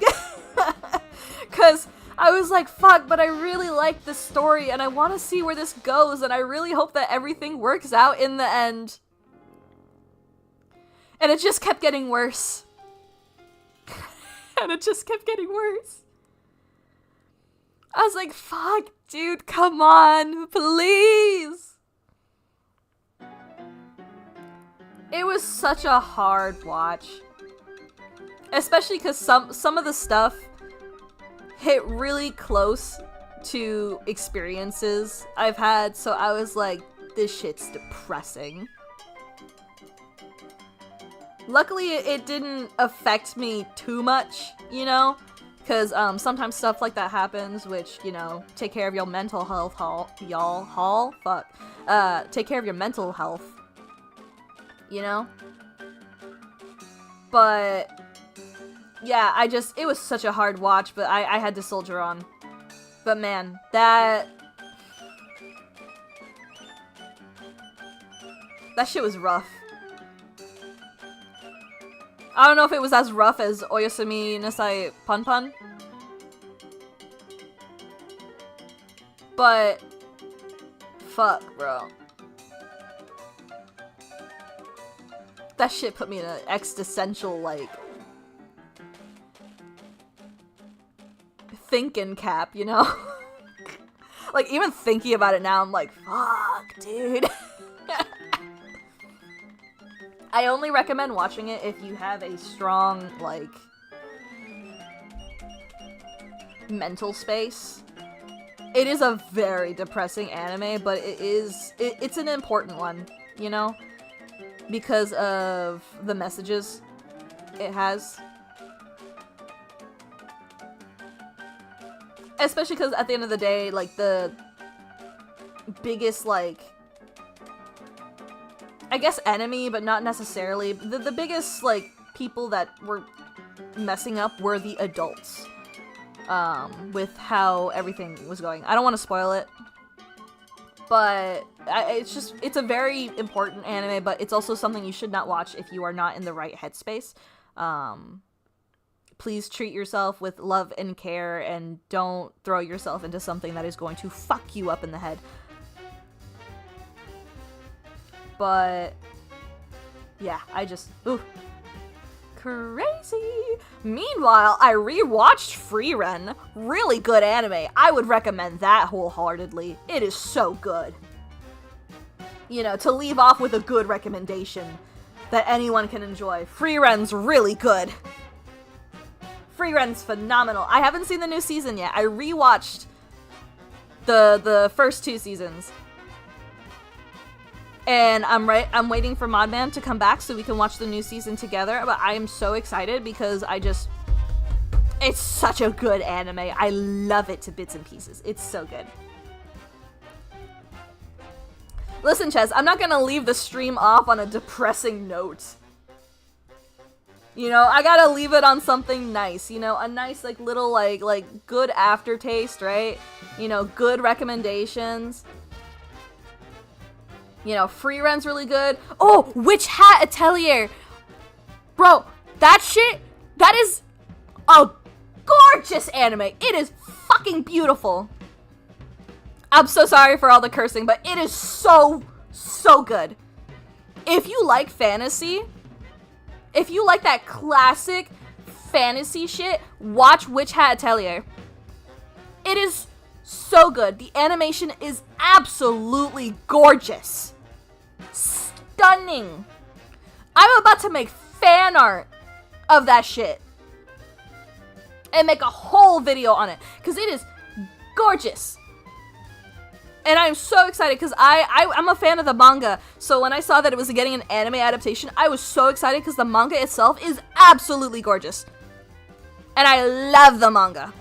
So I am so excited for this entire season to watch each episode of Witch Hat Atelier.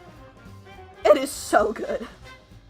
I cannot preface enough how stunning the anime is. And not only that, the story is also really good, and I can't wait to see what happens next. Even though I've read the manga, so I know what's gonna happen next, but, like, I'm excited for what happens next, you know?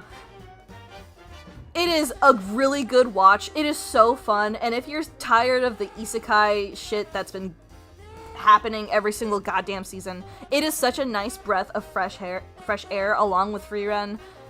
It's just so nice. It is so, so nice. I'm so excited. I can't wait for the next episode to drop. But yeah, those are my 2 recommendations for y'all. Frieren and Witch Hat Atelier. But aside from that, I shall go eat now. I've been spending enough time rambling. If y'all want to tune into the next stream, that is going to be... Oh, actually. We will not be having stream on Wednesday. I might have to move that to Tuesday, because I will be spending Wednesday with Modman when he comes back. So, I gotta change the Twitch thing. So, possibly stream on Tuesday. There will definitely be the Friday stream. We're still gonna have that, I think. I don't know, actually. I have to think about this now. I'll post it in the Discord. If we have any schedule changes. I know definitely Wednesday there's gonna be not a stream. I don't know about Friday now, actually, and I have to look into that. So I will let you guys know any updates in the community posts on YouTube, as well as in the Discord, what schedule changes there are. I just realized how weird of a week this is gonna be. But aside from that, I think Tuesday would probably be good. Maybe Tuesday. Possibly. I'll keep you guys updated. But keep an eye out for those stream notes, and keep an eye out for the next video, which is going to hopefully drop on time on May 1st, it looks like. But if you are looking forward to any of my current content, I did just release a video for the new set for Magic the Gathering, putting some of my characters in the world of Strixhaven. I released that literally on Wednesday, so it's basically fresh out of the oven, baby! So go take a look at that. I also have another Artfight video where I revamp and redesign some of my OCs for Artfight. But yeah, aside from that, thank you guys so much for tuning in. Make sure you guys eat some good food, stay hydrated, and get some good sleep. And I will see you guys in the next one. Have a good night, everybody!